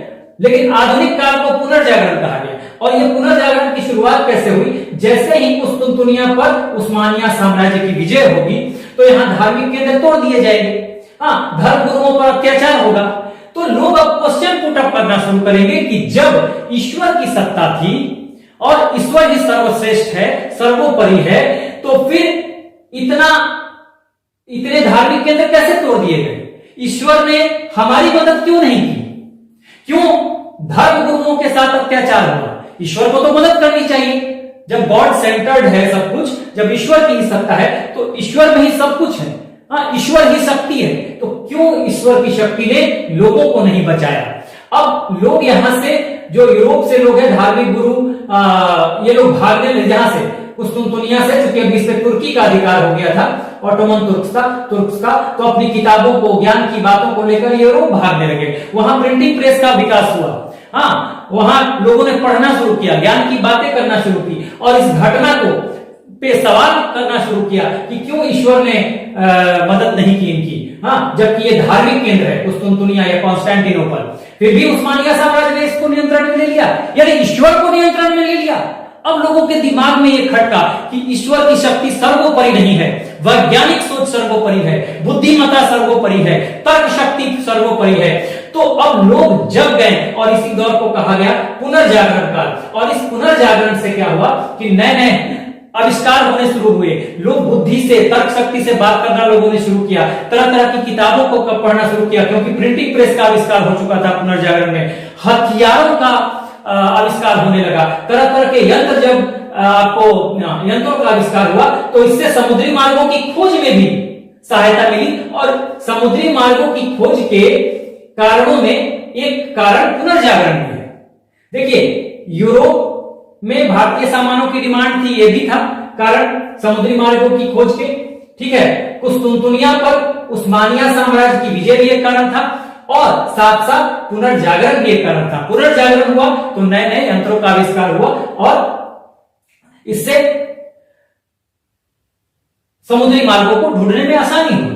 ठीक है, तो यहां पर जो था, कहा गया कि भाई ईश्वर की सत्ता जो है यहां पे नष्ट कर दी गई। अब यहां पर यूरोपियंस ने सोचा कि यहां पर इनके धर्म को नुकसान हुआ है, यहां पर इनके धर्म को नुकसान हुआ है, तो जब ये समुद्री मार्ग से भारत और अन्य पूर्वी देशों में पहुंच रहे हैं, तो क्यों ना यहां धार्मिक सत्ता भी स्थापित की जाए, धर्म का प्रचार भी किया जाए। और धर्म का प्रचार होगा तो इससे क्या होगा कि राजनीतिक हस्तक्षेप भी बढ़ाया जा सकता है, और लोगों को अपनी तरफ आकर्षित भी किया जा सकता है। तो इनका एक उद्देश्य धार्मिक भी था। और यहां से यह सवाल बनता है कि सबसे ज्यादा, सर्वाधिक धार्मिक उद्देश्य के साथ भारत आने वाले यूरोपीय देशों में अगर देखा जाए, तो सर्वाधिक धार्मिक उद्देश्य के साथ कौन आया था? तो पुर्तगाल आया था। तो यहां से एक सवाल बनता है कि पुर्तगाल जो है वो सर्वाधिक धार्मिक उद्देश्य से भारत आया था। तो ये इन तीनों को ही हम देखने वाले हैं कि इन तीनों उद्देश्यों की पूर्ति जो है वो किस तरह से पुर्तगाली करेंगे। इन चीजों को हम अभी आगे वीडियो के आगे के क्वेश्चन में देखेंगे। और यहां पर मैं लिख दूं कि पुर्तगाल जो है, ये पुर्तगाल सर्वाधिक धार्मिक उद्देश्य से, इसका सर्वाधिक धार्मिक उद्देश्य था, सर्वाधिक धार्मिक उद्देश्य। यहां से सवाल ये बनेगा कि पुर्तगाली, डच, ब्रिटिशर्स और फ्रेंच, इन सब में सर्वाधिक धार्मिक उद्देश्य से भारत कौन आया था? तो सर्वाधिक धार्मिक उद्देश्य से आया था पुर्तगाल। ठीक है, ये मोस्ट इंपॉर्टेंट यहां से सवाल बनेगा, सवाल कई बार आया है। बहुत इंपॉर्टेंट सवाल है कि सर्वाधिक धार्मिक उद्देश्य से ये कौन आया था भारत? तो पुर्तगाल आया था। ठीक है, कौन सा यूरोपीय देश आया था? पुर्तगाल आया था। और इन्होंने ये सोचा था कि यहाँ इनके धर्म को नुकसान हुआ है यूरोप में, तो एक तरफ मतलब माइनस हुआ है, इधर आके प्लस कर देते हैं, ठीक है, कुछ धर्म का प्रचार भी कर लेंगे। तो 3 उद्देश्य, ट्रेड, व्यापार, धार्मिक उद्देश्य और हिंद महासागर पे कब्जा, इसको आप राजनीतिक उद्देश्य भी कह सकते हैं। तो ट्रेड, धार्मिक और राजनीतिक उद्देश्यों से ये पुर्तगाल जो है ये भारत आते हैं और अपने इन उद्देश्यों की पूर्ति ये कैसे करते हैं, ये हम आगे के पोर्शन में देखेंगे, वीडियो के आगे के पोर्शन में। तो आप एक बार लीजिए स्क्रीनशॉट। Let's move on. और अब हम देखिए, अब तक हमने क्या देखा कि सबसे पहले बार्थोलोमोडियास 1487 में केप ऑफ गुड होप तक पहुंचता है, आगे नहीं बढ़ पाता, हिंद महासागर को पार नहीं कर पाता, केप ऑफ गुड होप तक ही पहुंच पाता है। और इसने केप ऑफ गुड होप का नाम जो दिया था वो केप ऑफ स्टॉर्म दिया था। पहले इसने नाम दिया केप ऑफ स्टॉर्म, बाद में उसी का नाम पड़ा Cape of Good Hope, Hindi में कहते हैं आशा अंतरिक्ष। तो ये 1487 में यहां पहुंचता है। उसके बाद आता है वास्को डी गामा और 1498 में ये कालीकट पहुंच जाता है मालाबार तट पे। हाँ, ये मालाबार तट है। ये सवाल आता है कि कहां पहुंचेगा, तो मालाबार तट पे पहुंचेगा। कहां पहुंचता है मालाबार तट पे, तो यहां पर ये पहुंचता है ये कालीकट मालाबार तट पे, ठीक है, केरल का क्षेत्र है। तो पुर्तगाल से ये 1497 में चलता है, 1498 में पहुंचता है। उसके बाद ये यहां से मसाले, जड़ी बूटियां ले जाएगा पुर्तगाल, और जब वहां ले जाकर बेचता है तो इसको 60 गुना मुनाफा होता है इस व्यापार में, और पूरे यूरोप में हलचल मच जाएगी। और यहीं पे उसी समय एक कंपनी की स्थापना 1498 में ही कर दी जाएगी, Estado da India. Estado da India, ध्यान रखिएगा, एस्तादो द इंडिया 1498 में, एस्तादो द इंडिया, इसकी स्थापना कर दी जाती है 1498 में। इसे आप कहेंगे पोर्टुगीज ईस्ट इंडिया कंपनी। यही क्या है, इसको आप कहेंगे पुर्तगाली East India company, Estado da India, Portuguese East India company, इसी को आप कह देंगे पोर्टुगीज पुर्तगाली ईस्ट इंडिया कंपनी। तो पुर्तगाली ईस्ट इंडिया कंपनी की स्थापना, भारत से व्यापार करने के लिए जो स्थापना होती है पुर्तगाली ईस्ट इंडिया कंपनी की, उसका नाम है एस्तादो द इंडिया, और इसकी स्थापना हो जाती है 1498 में ही, 1498 ईस्वी में। तो यहां से आपको ध्यान रखना है पुर्तगाली ईस्ट इंडिया कंपनी को, ठीक है। यह सवाल बनेगा, पुर्तगाली ईस्ट इंडिया कंपनी का नाम क्या था, तो एस्तादो द इंडिया। कब इसकी स्थापना की गई, तो 1498 में। और यह भी सवाल यहां से बन सकता है कि सबसे पहले किस यूरोपीय कंपनी ने, यूरोपीय देश ने अपने व्यापारिक कंपनी की स्थापना की, तो पुर्तगाल ने की। कंपनी का नाम क्या था, एस्तादो द इंडिया, या आप उसी को कह सकते हैं पुर्तगाली ईस्ट इंडिया कंपनी। तो यहां पर देखिए, ये आपके लिए सवाल बनेगा, ठीक है, एस्तादो द इंडिया याद रखिए। उसके बाद देखिए, वास्को डी गामा के बाद Bartolomeu Dias, Vasco da Gama, Pedro Alvares 1500 में आता है वास्को डी गामा के बाद, और यहां पे एक अरबों का एक जहाज पकड़ता है और भारतीय शासकों को सौंप देता है। और इस तरह से हिंद महासागर में पुर्तगालियों का पहला झटका, पुर्तगाली जो है वो पहला झटका देते हैं अरबों को, पेड्रो अल्वारेज जब आता है तब। उसके बाद देखिए वास्को डी गामा फिर आएगा 1502 में, और इस बार प्रथम व्यापारिक कोठी की स्थापना हो जाएगी। कहां पे, प्रथम व्यापारिक कोठी की स्थापना होगी कोचीन में। देखिए पहली बार में नहीं मिला था इसको, जमोरिन जो कालीकट पहुंचा था वास्को डी गामा, जमोरिन ने इसको नहीं दिया था परमिशन, लेकिन जब 1502 में आता है तो कोचीन में पुर्तगालियों की पहली व्यापारिक कोठी स्थापित हो जाएगी कोचीन में। तो कोचीन कहां पे भाई, यही कोचीन है, देखिए यहां पे कोचीन है, ये कोचीन है, कोचीन है यहां पे। तो यहां पे कोचीन में पहली व्यापारिक कोठी, कोचीन कहां पे है, मालाबार तट पे। वास्को डी गामा कहां पहुंचा था, मालाबार तट पे ही, कालीकट में, जिसका आज का आधुनिक नाम है कोझिकोड। तो यहां से ये मोस्ट इंपॉर्टेंट प्रथम पुर्तगाली फैक्ट्री व्यापारिक कोठी जो खोली गई वो कोचीन में खोली गई, और इसका श्रेय किसे जाता है, तो ये वास्को डी गामा को जाता है। तो यहां से आपको याद रखना है। वास्को डी गामा फिर 1524 में भी आता है, 1527 में कोचीन में इसकी डेथ हो जाएगी। तो 3 बार वास्को डी गामा आएगा। तो अब तक हमने देखा Bartolomeu Dias, Vasco da Gama, Pedro Alvares, फिर वास्को डी गामा। इसके बाद आप देखेंगे कि भारत में जो पुर्तगाली बस्तियां हैं उसके गवर्नर्स की यहां पे आएंगे, पुर्तगाली बस्तियों के गवर्नर बना के भेजे जाएंगे, या आप उसको वायसराय भी कह सकते हैं। और फिर आप देखेंगे कि पुर्तगाल इन गवर्नर्स के द्वारा जो इसके उद्देश्य थे, मैंने अभी अभी बताया 3 उद्देश्य थे, व्यापार, ट्रेड, धार्मिक उद्देश्य और हिंद महासागर पर नियंत्रण का उद्देश्य जो था, यानी राजनीतिक उद्देश्य, इसको कैसे पूरा करता है पुर्तगाल इन गवर्नर्स के माध्यम से, इसको अभी हम देखने वाले हैं। तो अब हम देखते हैं गवर्नर्स को। तो देखिए जो गवर्नर्स हैं, अगर गवर्नर्स की बात करें तो यहां पर अगर हम गवर्नर्स की बात करते हैं, गवर्नर्स या वायसराय की, तो पहला गवर्नर जो है वो बन के आएगा कौन, वो बन के आएगा फ्रांसिस्को दी एल्मिडा। देखिए Francisco de Almeida, Francisco de Almeida, और ये 1505 ईस्वी में बन के आता है गवर्नर, और 1509 एडी तक रहेगा, कहीं कहीं 1510 भी देता है। तो फर्स्ट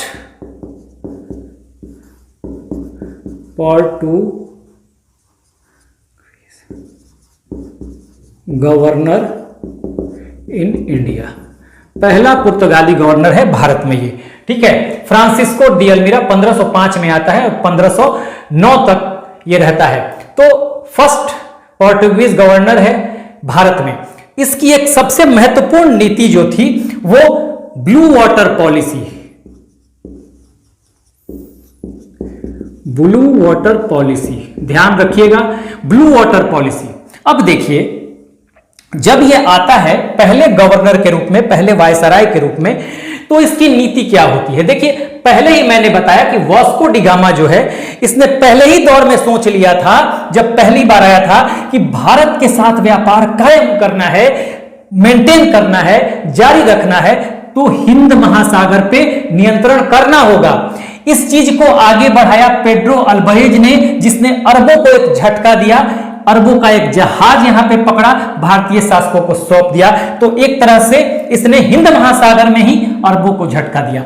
अब जब पेड्रो अल्वारेज आएगा उस समय देखिए एक काम हो चुका है कि पेड्रो अल्वारेज 1505 में आता है और 1509 तक रहता है, लेकिन इसके पहले कोचीन में वास्को डी गामा 1503 में, वास्को डी गामा 1502 में दोबारा आता है, 1498 में पहले आता है, फिर 1502 में आता है, और इस बार वो क्या करता है, कोचीन में प्रथम पुर्तगाली फैक्ट्री या व्यापारिक कोठी स्थापित कर देता है। कोठी का मतलब क्या होता है, देखिए कोठी का मतलब या व्यापारिक कोठी कह ले या फैक्ट्री कह ले, बहुत से लोग पूछते हैं बच्चे फैक्ट्री, फैक्ट्री का मतलब कोई मैन्युफैक्चरिंग यूनिट नहीं है। उस समय फैक्ट्री या कोठी का मतलब होता था एक संग्रहण केंद्र होता था, एक जगह, एक लोकेशन पे व्यापारिक सामानों को रखा जाता था और वहीं से उनका आयात निर्यात होता था। तो संग्रहण केंद्र होता था, ना कि कोई मैन्युफैक्चरिंग यूनिट होता था। एक जगह इकट्ठा किया गया सामान को, वहीं पे सामान आ भी रहा है और वहीं से सामान जा रहा है, उसको व्यापारिक कोठी कहते थे। तो प्रथम पुर्तगाली कोठी स्थापित हो चुका है, लेकिन जब यह आता है तो यह महसूस करता है कि सबसे पहले इसको हिंद के पानी पर नियंत्रण करना होगा, क्योंकि तभी व्यापार जारी रख सकता है ये पुर्तगाल। तो ये साइड में रखता है, किससे व्यापार करना है, साइड में रखो। हाँ, कहां कोठी लगानी है, साइड में रखो। किससे क्या बात करनी है, साइड में रखो।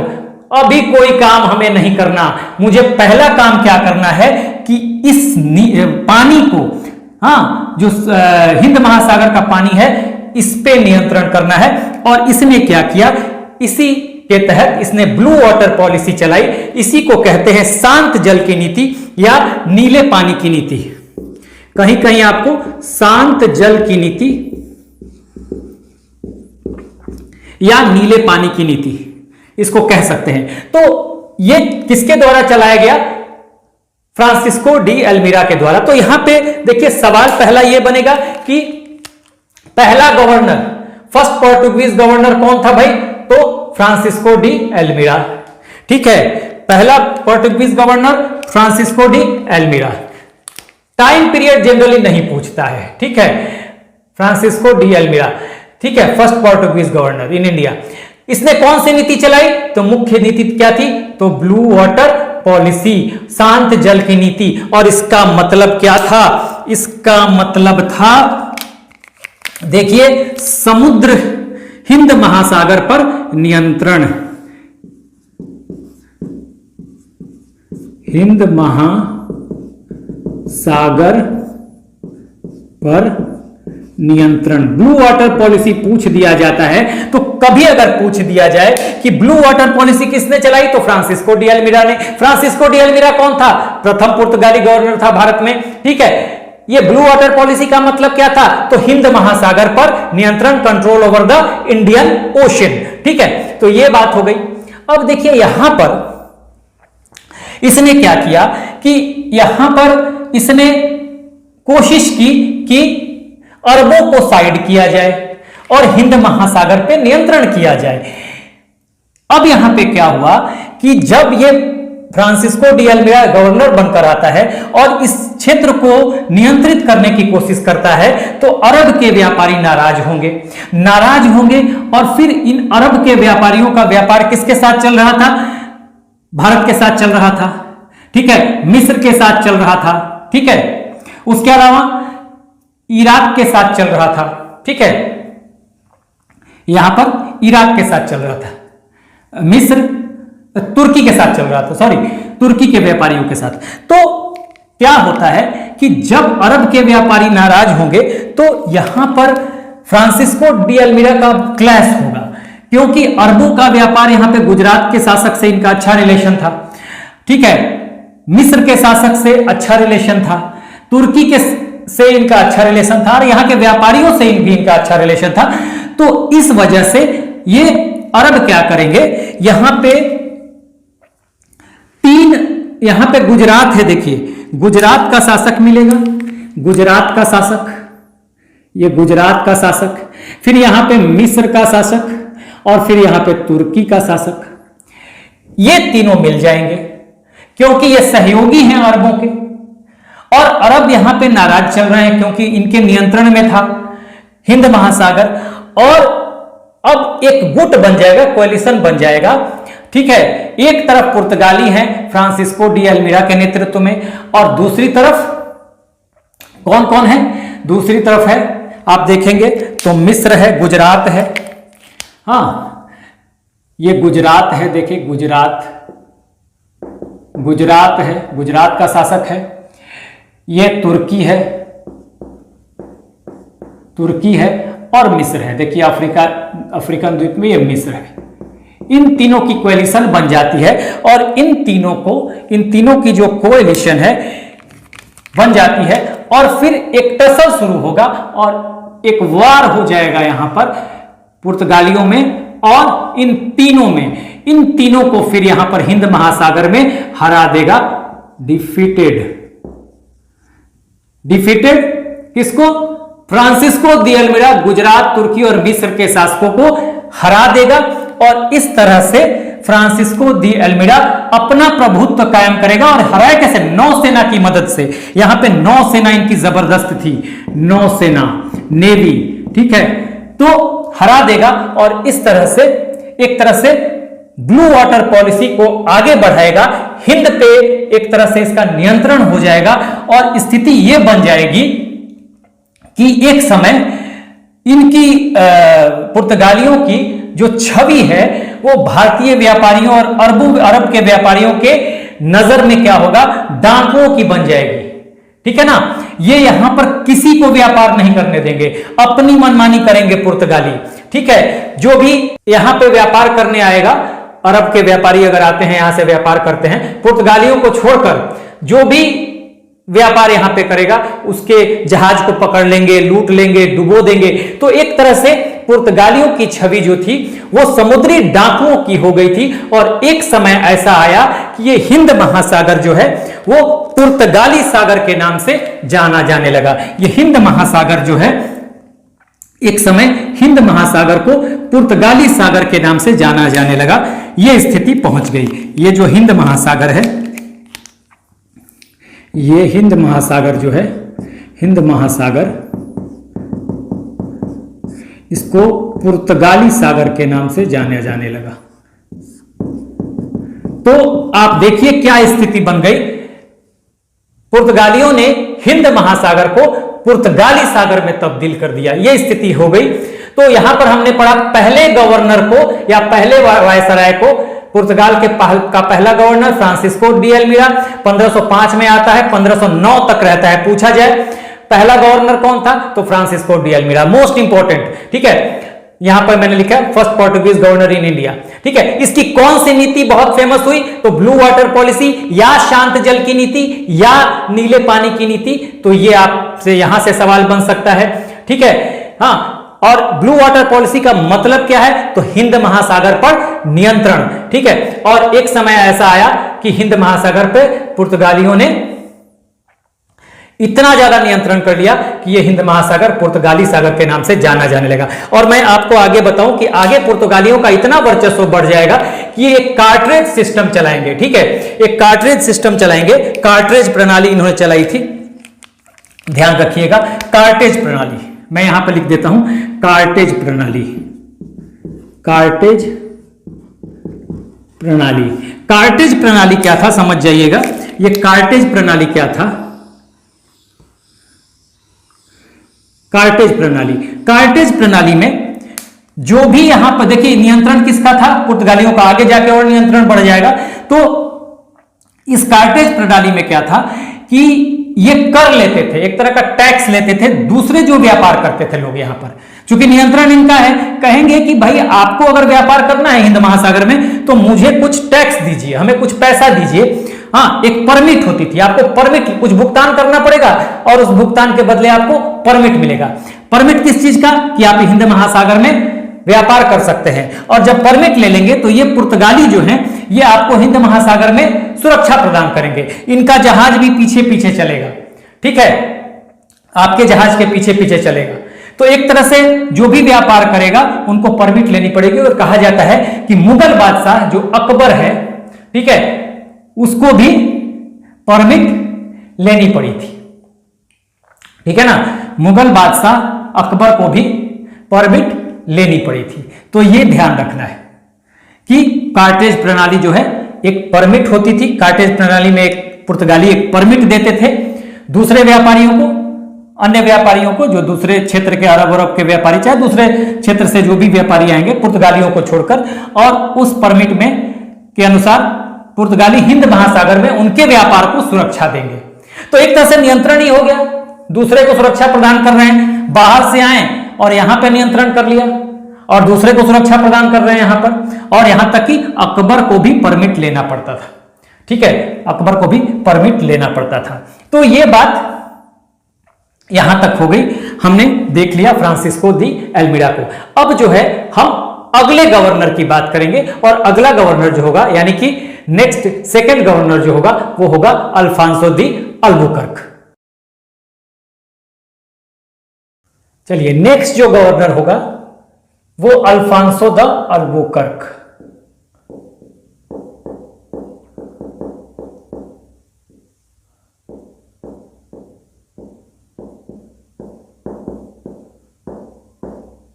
Alfonso de Albuquerque.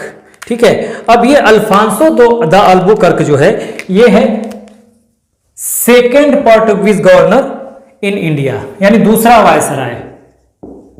Second Portuguese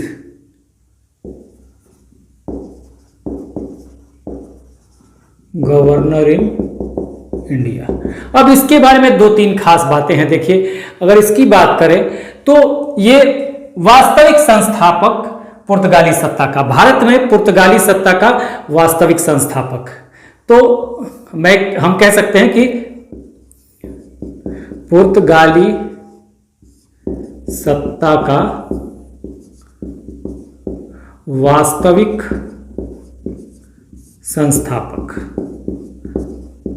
time period की जरूरत नहीं है, लेकिन अगर टाइम पीरियड की बात हो तो इसका टाइम पीरियड था 1509 तक रहा था।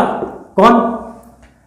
Francisco de Almeida. तो 1509 से 1515 तक ये रहता है। ठीक है, तो ये आपको हालांकि जानने की जरूरत नहीं है। पुर्तगाली सत्ता का वास्तविक संस्थापक भारत में। ठीक है, कहां पे? भारत में। तो ऐसा क्यों था? देखिए,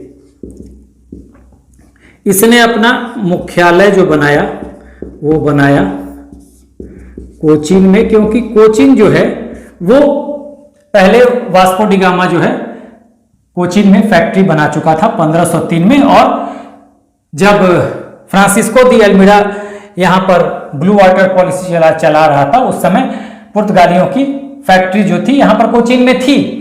अब यहां पे देखिए अंतर क्या है कि मैं आपको समझाऊं कि फ्रांसिस्को दी अल्मीड़ा ने पानी पे नियंत्रण का प्रयास किया, जबकि इसका फोकस अब होगा लैंड पे। देखिए दोनों का डिफरेंस समझिए। अल्मीड़ा जो है, देखिए अल्मीड़ा, फ्रांसिस्को दी अल्मीड़ा, अल्मीड़ा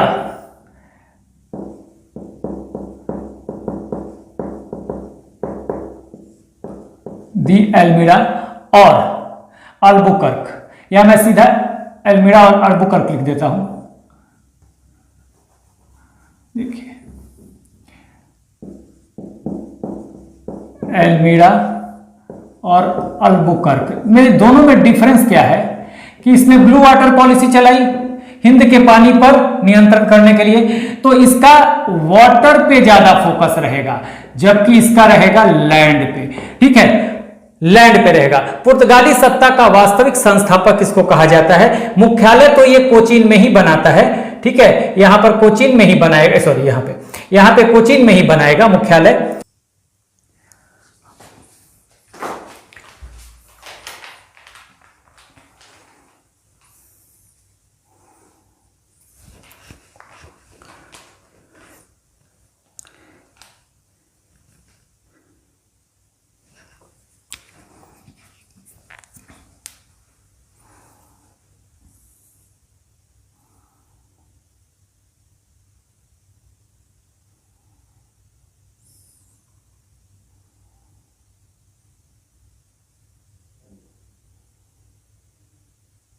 देखिए कोचीन में तो इसका मुख्यालय होगा।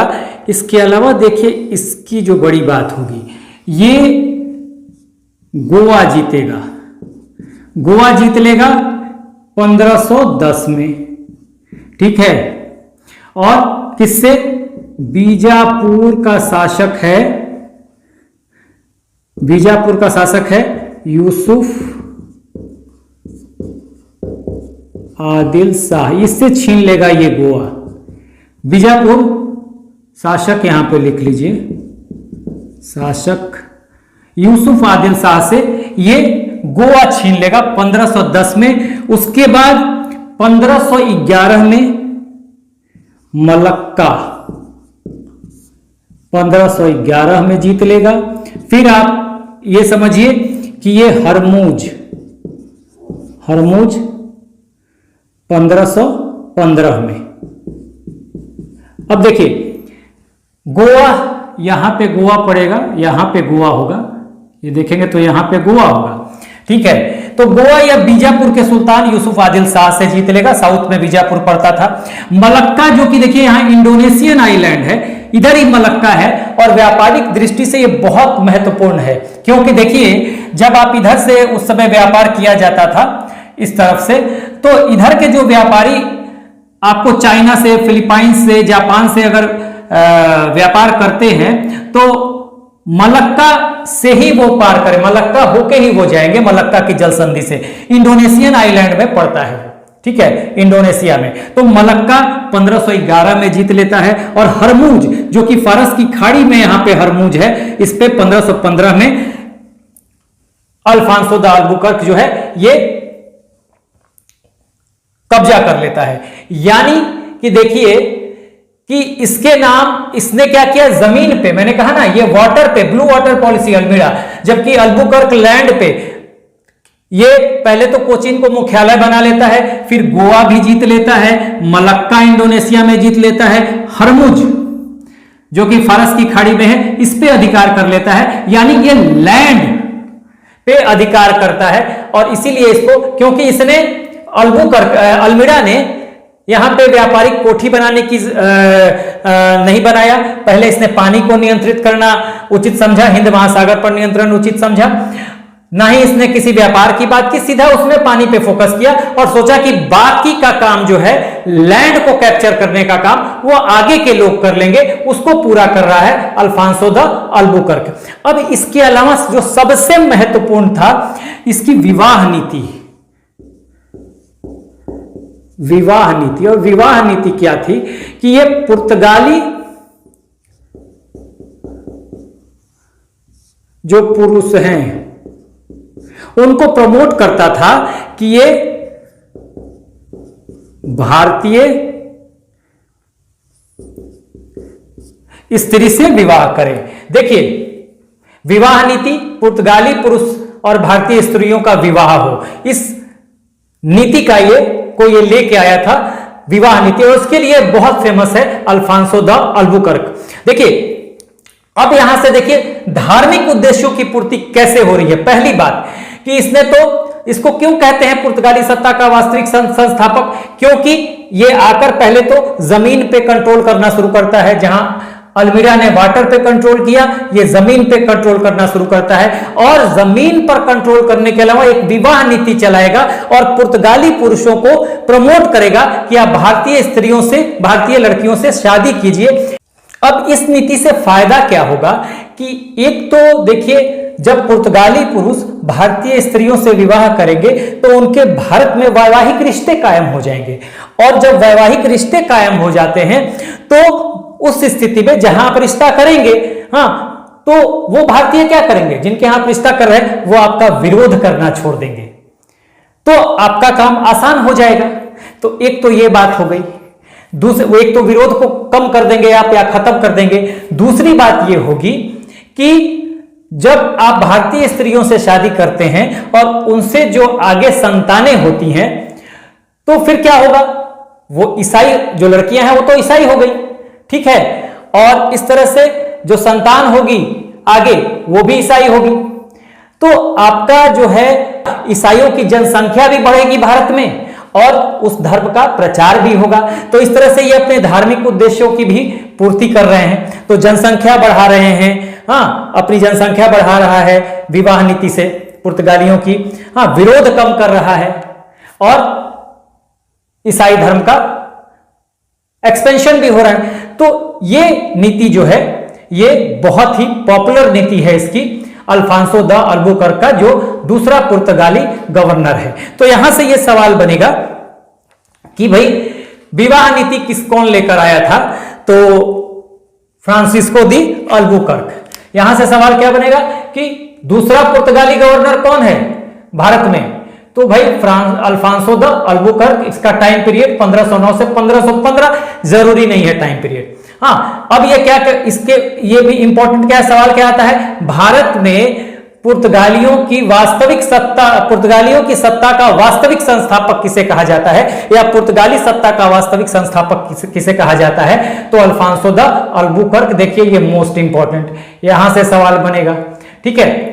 उसके बाद मुख्यालय इसने कहां बनाया था, तो कोचीन में, ठीक है। विवाह नीति किसका चलाया हुआ है, तो फ्रांसिस्को द अल्बुकर्क का। विवाह नीति में क्या था कि प्रमोट करता था कि पुर्तगाली पुरुष जो हैं वो भारतीय स्त्रियों से शादी करें, ठीक है। इसके अलावा इसने सती प्रथा को भी खत्म करने का प्रयास किया, और देखिए इसके बारे में बहुत नकारात्मक बातें भी कही जाती हैं, लेकिन पुर्तगाल के लिहाज से सती प्रथा को भी खत्म करने का प्रयास किया। तो पुर्तगाल के लिहाज से यह भी फायदेमंद था, क्यों, क्योंकि होता क्या था कि जो विधवाएं हैं, ठीक है, भारत में सती प्रथा थी, विधवाएं हैं, उनको पति के साथ ही अपने जीवन को खत्म करना पड़ता था। तो इसने क्या किया, इसने ये कोशिश की कि पुर्तगाली पुरुष जो हैं वो भारतीय विधवाओं से विवाह करें, और अगर भारतीय विधवाओं से विवाह करने के लिए वो प्रपोजल रखते हैं तो विधवाएं भी स्वतः तैयार हो जाएंगी, ठीक है ना, विधवाएं भी स्वतः तैयार हो जाएंगी क्योंकि उनको एक अच्छा जीवन मिल रहा है। तो इससे भी देखिए उनको एक समर्थन मिल जाएगा यहाँ के लोगों का, यहाँ की विधवाओं का, ठीक है। और इससे क्या होगा कि फिर वही बात होगी, जनसंख्या भी बढ़ेगा, जो संतानें होंगी इनको एक अच्छा जीवन मिल जाएगा और ये विधवाएं जो है विवाह करना भी विरोध करना भी छोड़ देंगी। तो इस तरह से विवाह नीति और सती प्रथा को इसने जो खत्म करने का प्रयास किया, विवाह नीति शुरू की और सती प्रथा को जो खत्म करने का प्रयास किया, इससे पुर्तगाल के राजनीतिक उद्देश्यों के साथ साथ, व्यापारिक उद्देश्यों के साथ साथ धार्मिक उद्देश्यों की भी पूर्ति हुई, ठीक है। और इसमें अल्फांसो द अल्बुकर्क का एक अहम रोल रहा। तो डिफरेंस ये था, अल्मीरा जो है, अल्मीरा ने समुद्र को पर नियंत्रण करने की कोशिश की, इंडियन ओशन पे, हाँ, हिंद महासागर पे, और इसने जमीन पर पुर्तगाली सत्ता को स्थापित किया। इसलिए इसे भारत में पुर्तगाली सत्ता का वास्तविक संस्थापक कहा जाता है। विवाह नीति देखिए, विवाह नीति किसने चलाई? तो यह विवाह नीति चलाई गई फ्रांसिस्को दो अल्बुकर्क के द्वारा, जिसमें इसने प्रमोट किया पुर्तगाली पुरुषों को कि वो भारतीय स्त्रियों से शादी करें। उसके अलावा सती प्रथा। तो ये अल्फांसो द अल्बुकर्क की जो अल्फांसो द अल्बुकर्क के जो महत्वपूर्ण काम थे वो थे, देखिए, गोवा पर 1510 में, मलक्का पर 1511 में और हरमुज पे 1515 में इसने कब्जा किया और गोवा जीता था बीजापुर के सुल्तान यूसुफ आदिल शाह से, ठीक है। यही गोवा है, ठीक है। तो अब ये जो है अल्फांसो द अल्बुकर्क दूसरा गवर्नर था। अब तीसरे गवर्नर को अगर देखें तो नीनो डी कून्हा। देखिए, अल्बुकर्क के बाद जो नेक्स्ट गवर्नर आता है वो है नीनो डी कून्हा। नीनो डी कून्हा, और इसका टाइम पीरियड जो है ये है 1529 से लेकर 1538 ईस्वी तक, एडी तक, ठीक है। अब ये है third governor,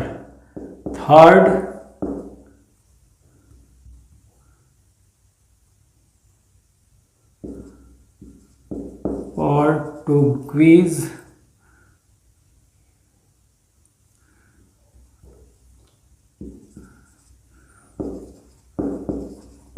governor in India, ठीक है। तीसरा पुर्तगाली गवर्नर था भारत में, या वायसराय था। इसने क्या किया, देखिए, सबसे पहले देखिए, अल्बुकर्क ने गोवा जीता था बीजापुर के सुल्तान यूसुफ आदिल शाह से। इसने गोवा को कैपिटल बनाया। ये ध्यान रखने वाली बात है, गोवा को ये कैपिटल बनाता है, हाँ, गोवा को ये कैपिटल बना देगा, यानी कि राजधानी बनाएगा पुर्तगाली बस्तियों का। तो एक ध्यान रखना, या तो कैपिटल राजधानी कह दे या मुख्यालय कह दे, ठीक है। तो ये गोवा को बना देगा मुख्यालय। लेकिन गोवा जीता किसने था? जो दूसरा गवर्नर था या वायसराय था, अल्फांसो दी अल्बुकर्क ने किससे जीता था? बीजापुर के सुल्तान यूसुफ आदिल शाह से। उसके अलावा ये पुर्तगाली बस्तियां बसाएगा,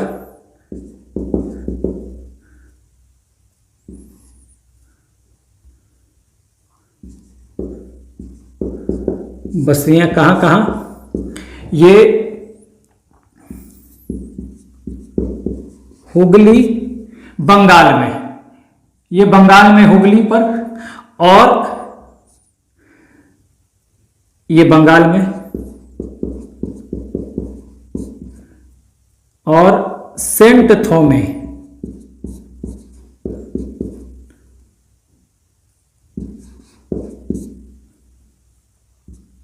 सेंट थोमे मद्रास, मद्रास यानी कि इधर कोरोमंडल तट पे, ये मालाबार तट, ये कोरोमंडल तट। वास्को दी गामा आया था मालाबार तट पे। पुर्तगालियों की पहली कोठी कोचीन में, कहां पे? मालाबार तट पे, ध्यान रखिएगा। सेंट थोमे मद्रास। उसके अलावा ये बेसिन जीत लेगा। बेसिन कहां पे है? बॉम्बे के पास होगा बेसिन, ठीक है, बॉम्बे के पास होगा। ये बेसिन बॉम्बे को ही कहते थे, बेसिन, हाँ, बेसिन बॉम्बे के पास है, ठीक है। तो बेसिन जो है ये 1534 एडी में जीत लेगा, और उसके अलावा बेसिन के अलावा ये अधिकार करेगा इसको अधिकार लिख लीजिए। अधिकार किस पे करता है? अधिकार करेगा, अधिकार बेसिन पे 1534 एडी में, और उसके अलावा दीव पे 1535 ईस्वी में, 1535 एडी में यहीं पे दीव होगा, यहां पे दीव होगा। ठीक है ना। तो बेसिन पे तो नीनो डी कून्हा के बारे में तीसरा गवर्नर है। ठीक है, ये या वायसराय है पुर्तगाली, यहां पर लिख दिया third Portuguese governor in India. Goa को मुख्यालय या राजधानी बनाएगा, लेकिन गोवा जीता किसने था? दूसरा जो गवर्नर है अल्फांसो दी अल्बुकर्क, उसने जीता था। राजधानी कौन बनाएगा? Nuno da Cunha. पुर्तगाली बस्तियां बसाता है हुगली बंगाल में, ठीक है, सेंट थोमे मद्रास में, यहां पर। ठीक है, सेंट थोमे में भी पुर्तगाली बस्ती बसाएगा। उसके अलावा ये अधिकार करेगा बेसिन पे और दीव पे। यहां बेसिन होगा और यहां पर दीव होगा, तो इन दोनों पे ये अधिकार कर लेगा। तो ये नीनो डी कून्हा का है। ठीक है, गोवा को कैपिटल बनाता है, ये सवाल आता है, बहुत इंपॉर्टेंट है, मोस्ट इंपॉर्टेंट, तो ये ध्यान रखिएगा। उसके अलावा एक और गवर्नर का नाम आता है, और ये गवर्नर कौन है? ये गवर्नर है अल्फांसो डी सूजा। इसका नाम समय जानना जरूरी नहीं है, वैसे समय जो है 1542 से 45 तक ये रहेगा। ये है गवर्नर है, अन्य गवर्नर। इसके समय बस ध्यान ये रखना है कि एक पादरी है जेवियर फ्रांसिस्को, तो पहला पादरी है या पहला ईसाई का पहला धर्मगुरु कह सकते हैं ईसाइयों का, जो कि भारत आता है। हाँ, ये पादरी है, प्रथम पादरी फ्रॉम पोर्टुगाल या यूरोप से आप कह सकते हैं, जेवियर फ्रांसिस्को, ये आता है और इसी के लिए याद किया जाता है। तो जेवियर फ्रांसिस्को भारत आया, इसके समय भारत आया, ध्यान रखिएगा। तो बस ये भी एक गवर्नर था 1542 से 1545 तक, अल्फांसो डी सूजा। तो ये जो है, ये इसके समय पुर्तगाल से या यूरोप से आप कह सकते हैं प्रथम पादरी है, या ईसाइयों का प्रथम धर्मगुरु है। कौन? Xavier Francisco. ये भारत आता है और ईसाइयत के प्रचार में यहां लग जाता है। तो एक तरह से देखिए, यहां से भी आपको पता चलता है कि ये अपने धर्म के प्रचार के लिए क्या क्या कर रहे हैं और धार्मिक उद्देश्यों के प्रचार के लिए क्या क्या कर रहे हैं। तो जेवियर फ्रांसिस्को का नाम आप याद रखिए। हाँ, इसके समय भारत आया। किसके समय भारत आया? अल्फांसो डी सूजा। कौन था? डी सूजा, सूजा लिख दिया मैंने, डी सूजा, अल्फांसो डी सूजा। तो अल्फांसो डी सूजा कौन था? ये भी एक गवर्नर था, यह वायसराय था। तो ये 4 गवर्नरों को हमने देखा, जहां इंपॉर्टेंट बातें हमने देख ली। Francisco de Almeida, blue water policy, वैवाहिक नीति में हमने देखा अल्बुकर्क को, और नीनो डी कून्हा जो कि गोवा को राजधानी या मुख्यालय बनाता है, और कुछ बस्तियां हैं जहां जहां बसाएगा, कुछ अधिकार करेगा बेसिन और दीव पर, ये भी हमने लिख दिया। ठीक है, अब यहां पर आप देखिए कि पुर्तगाली शक्ति जो थी ये भारत में करीब करीब 100 सालों तक राज करती रही, क्योंकि आप जानते हैं कि 1498 में पुर्तगाली आते हैं और उसके बाद इस हिंद महासागर में कोई नहीं है लगभग 100 सालों तक, क्योंकि उसके बाद जो डच आएंगे, तो डच आते हैं कब? 1595-96 में। ठीक है, जब कार्नेलिस डी हस्तमान आता है एक व्यापारी के रूप में, और आप एक कंपनी के रूप में देखेंगे डचों को, तो 1602 में उनकी कंपनी स्थापित होती है, और फिर वो भारत से व्यापार शुरू करते हैं और इस तरफ वो आएंगे, खासकर इंडोनेशिया, और फिर भारत आएंगे। तो देखेंगे कि इस क्षेत्र में डचों के आने के पहले, क्योंकि 1498 में पुर्तगाली आते हैं, लेकिन डच 1495-96 में आते हैं, व्यापार वो शुरू करते हैं कंपनी के रूप में, कंपनी के साथ, कंपनी बनाने के बाद, डच ईस्ट इंडिया कंपनी बनाने के बाद 1602 से। तो इस क्षेत्र में करीब करीब 100 सालों तक पुर्तगालियों का वर्चस्व रहेगा, लेकिन उसके बाद जो दूसरे यूरोपीय हैं वो हैं डच, जो कि नीदरलैंड के निवासी कहे जाते हैं, वो आएंगे और वो यहां पर पुर्तगालियों को चुनौती देंगे और धीरे धीरे पुर्तगालियों की शक्ति को वो छीड़ कर देंगे। ठीक है, हालांकि पुर्तगाली मैंने बताया कि अंतिम रूप से भारत कब छोड़ेंगे? 1961 में। आए कब थे ये? 1498 में वास्को डी गामा आया, ठीक है, कालीकट पहुंचा। छोड़ेंगे कब? 1961 में, भारत की आजादी के बाद। आजादी के बाद भारत की सरकार पुर्तगाल सरकार से आग्रह करेगी कि आप अपनी बस्तियां हटा लीजिए, पुर्तगाल नहीं मानेगा, तो फिर सैन्य कार्रवाई के द्वारा पुर्तगालियों को खदेड़ा जाएगा और फाइनली पुर्तगाली जो है 1961 में भारत छोड़ देंगे, ठीक है। तो ये बात है। तो अब देखिए इनकी शक्ति का जो पतन है उस पर भी हम विचार करेंगे, लेकिन पहले कुछ कोठियों को देख लेते हैं, उसके बाद शक्ति का इनका पतन कैसे होता है वो भी देख लेंगे, ठीक है।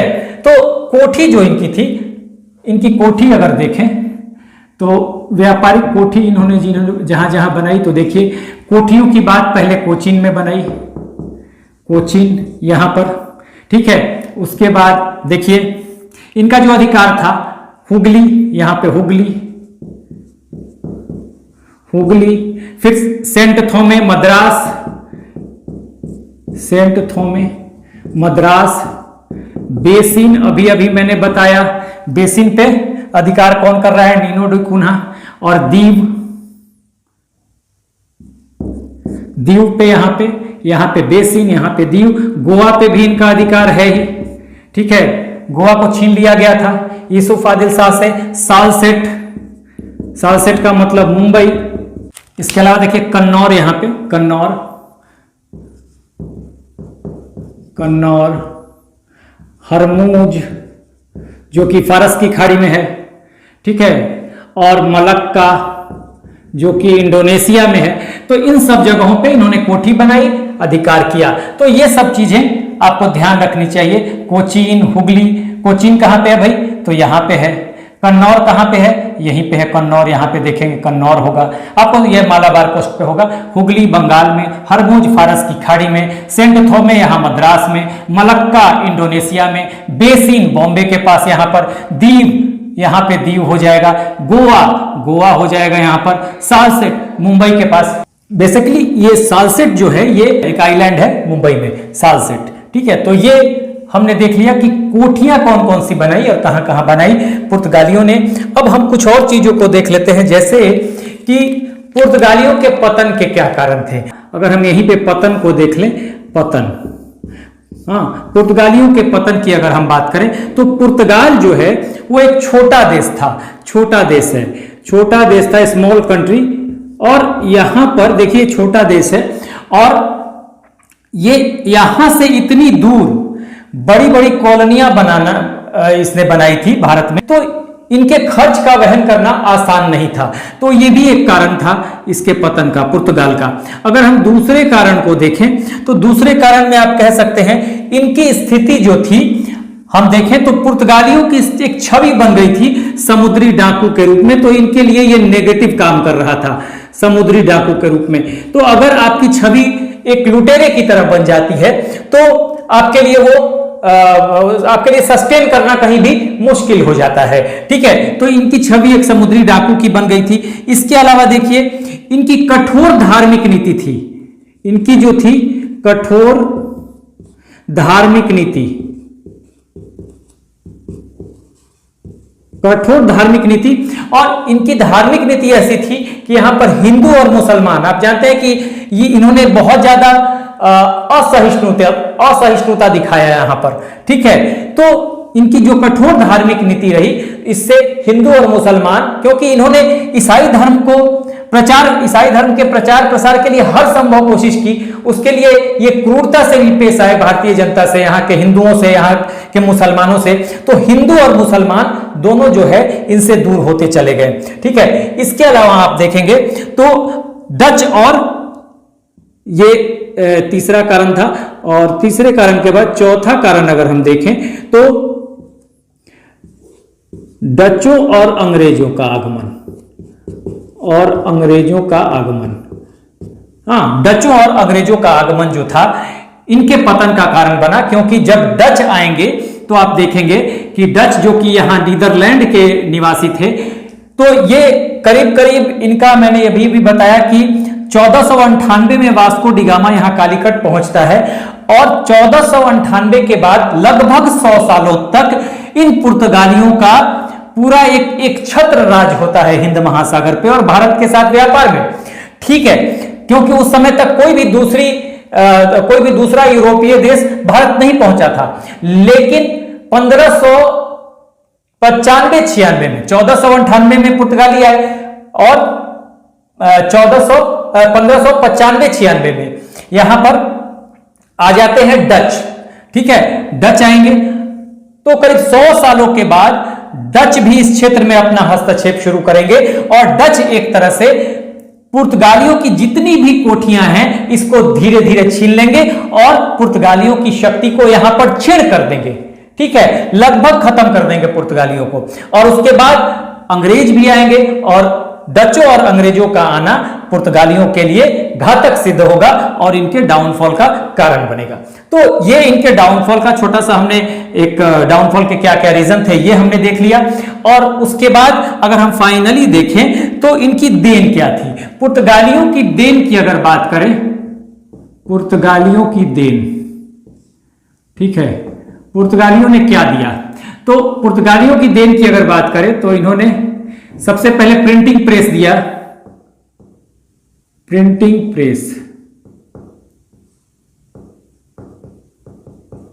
प्रेस दिया। गोवा में 1556 में पहला प्रिंटिंग प्रेस बना, पहला प्रिंटिंग प्रेस 1556 में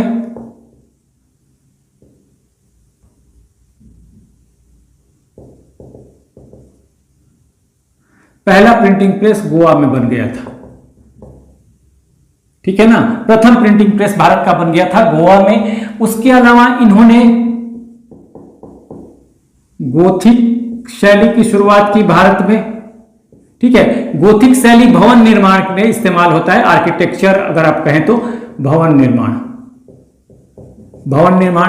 उसके अलावा इन्होंने क्या क्या चीजें दी, तो इन्होंने तंबाकू, लाल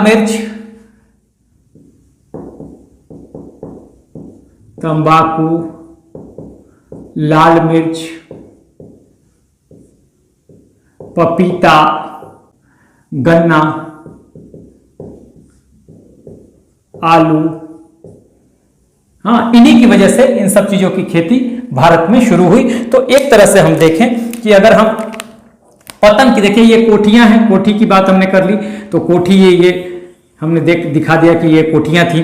पतन, छोटा देश था पुर्तगाल, हाँ, छोटा देश था पुर्तगाल और इसकी कॉलोनी बहुत दूर थी यहां से, तो इतनी दूर इन कॉलोनियों के खर्च को वहन करना पुर्तगाल के लिए बहुत मुश्किल साबित हो रहा था, तो ये भी एक पतन का कारण बना। समुद्री डाकुओं की छवि बन गई थी, तो ये इनके लिए निगेटिव रहा। इन्होंने कठोर धार्मिक नीति अपनाई भारत की जनता के साथ, हाँ, हिंदू और मुसलमानों दोनों को टॉर्चर किया अपने धर्म के प्रचार के लिए, ईसाई धर्म के प्रचार के लिए, तो इससे हिंदू और मुस्लिम दोनों इनसे दूर होते चले गए। और डच और अंग्रेजों का आना इनके लिए फाइनली इनके पतन का कारण बना। पुर्तगालियों की अगर देन की बात करें, पुर्तगालियों ने क्या क्या दिया भारत को, तो प्रिंटिंग प्रेस पुर्तगालियों की वजह से ही भारत में शुरू हुआ। 1556 में पहला प्रिंटिंग प्रेस गोवा में खोला गया था, ठीक है, ध्यान रखिए। गोथिक शैली की शुरुआत, गोथिक स्टाइल की शुरुआत इन्होंने की। ये भवन निर्माण के लिए जाना जाता है, भवन निर्माण में ये स्टाइल आपको देखने के लिए मिलेगा। इसके अलावा तंबाकू की खेती, लाल मिर्च की खेती, पपीता की खेती, गन्ना की खेती और आलू की खेती जो है ये पुर्तगालियों की वजह से ही भारत में शुरू हुई। तो इस तरह से हमने देखा कि पुर्तगाली भारत में आते हैं और करीब 100 सालों तक ये भारत के व्यापार और हिंद महासागर पर अपना पूरा नियंत्रण रखते हैं। और करीब 100 सालों के बाद जब डच आएंगे तो डच जो हैं ये इनकी शक्ति को क्षीण करेंगे, फिर अंग्रेज आएंगे, हाँ, डचों के बाद अंग्रेज आते हैं और अंग्रेजों के साथ भी इनकी अंग्रेजों का आना भी इनके पतन का कारण बनेगा। तो धीरे धीरे पुर्तगालियों की शक्ति क्षीण हो जाएगी। लेकिन पुर्तगाली भारत में 1900 इनकी शक्ति तो खत्म हो जाएगी, इनका वो ना राजनीतिक वर्चस्व रहेगा, ना आप देखेंगे कि व्यापारिक वर्चस्व रहेगा आगे, क्योंकि आगे डच आएंगे और फिर अंग्रेज आएंगे तो वो अपना वर्चस्व कायम करने में कामयाब होंगे। लेकिन इनका एग्जिस्टेंस जो है वो 1961 तक बना रहेगा। जैसा कि मैंने बताया कि पुर्तगाली 1498 में भारत आते हैं, जब वास्को डी गामा पहली बार कालीकट पहुंचता है। लेकिन इनका एग्जिस्टेंस जो है, इनके पतन के बाद भी इनका जो एग्जिस्टेंस है गोवा में बना रहेगा, भारत में बना रहेगा, और फाइनली ये गोवा को छोड़कर जाएंगे, यानी भारत को छोड़कर जाएंगे 1961 में, यानी भारत की आजादी के बाद। और देखिए, भारत की आजादी के बाद भारत सरकार पुर्तगाली सरकार से यह आग्रह करेगी कि आप भारत को छोड़ दे, लेकिन पुर्तगाली इस बात को, भारत सरकार के इस आग्रह को ठुकरा देंगे, और उसके बाद भारत सरकार को सैन्य कार्रवाई करनी पड़ेगी, और सैन्य कार्रवाई के बाद पुर्तगालियों को सैन्य कार्रवाई के द्वारा खदेड़ा जाएगा, और फाइनली पुर्तगाली गोवा को 1961 में छोड़कर चले जाएंगे, यानी भारत को छोड़कर चले जाएंगे। तो पुर्तगाली भारत में आने वाले पहले यूरोपीय समुद्री मार्ग से, और भारत से जाने वाले अंतिम यूरोपीय, यानी अगर देखा जाए तो डच, अंग्रेज और फ्रांस, ये आए थे पुर्तगालियों के बाद। तो पुर्तगाली इनसे पहले आए, सबसे पहले आए, और इनके बाद वो भारत को छोड़कर जाते हैं। तो अंतिम यूरोपीय देश जो भारत को छोड़कर जाता है वो भी पुर्तगाल है, और पहला यूरोपीय देश जो भारत पहुंचता है समुद्री मार्ग से वो भी पुर्तगाल। तो ये दोनों सवाल बनता है, और यहां से सवाल बनेगा कि पुर्तगालियों ने क्या क्या देन है, तो उसमें आप बताएंगे कि प्रिंटिंग प्रेस की स्थापना इन्होंने 1500 इनके आने के बाद ही हुआ भारत में। 1556 में गोवा में इन्होंने स्थापित किया था। गोथिक शैली, भवन निर्माण से आ जाता है एग्जाम में, गोथिक शैली का इस्तेमाल किस तरह के कार्यों में होता है, ये किस तरह के स्टाइल है, तो भवन निर्माण के कार्य में गोथिक शैली का इस्तेमाल होता है। और इन सब चीजों की, तंबाकू, लाल मिर्च, पपीता, गन्ना, आलू की खेती भी पुर्तगालियों की ही देन है। तो इस तरह से हमने भारत में पुर्तगालियों के आगमन पर एक पूरा का पूरा वीडियो डिटेल में कर लिया, और इस तरह से हमने जो पहला यूरोपीय देश है जो भारत पहुंचता है उस पर एक डिटेल वीडियो किया है, उनके आगमन पर, उनके बैकग्राउंड पे, और आगे भी कुछ कुछ चर्चा होती रहेगी जब हम डचों को देखेंगे। अगला जो यूरोपीय देश है नीदरलैंड, और वहां के निवासी डच कहलाते हैं। तो डच जब आएंगे तो वो किस तरह से पुर्तगालियों की शक्ति को छीड़ करते हैं वो हम डचों के आगमन में देखेंगे। फिलहाल आप लीजिए स्क्रीनशॉट।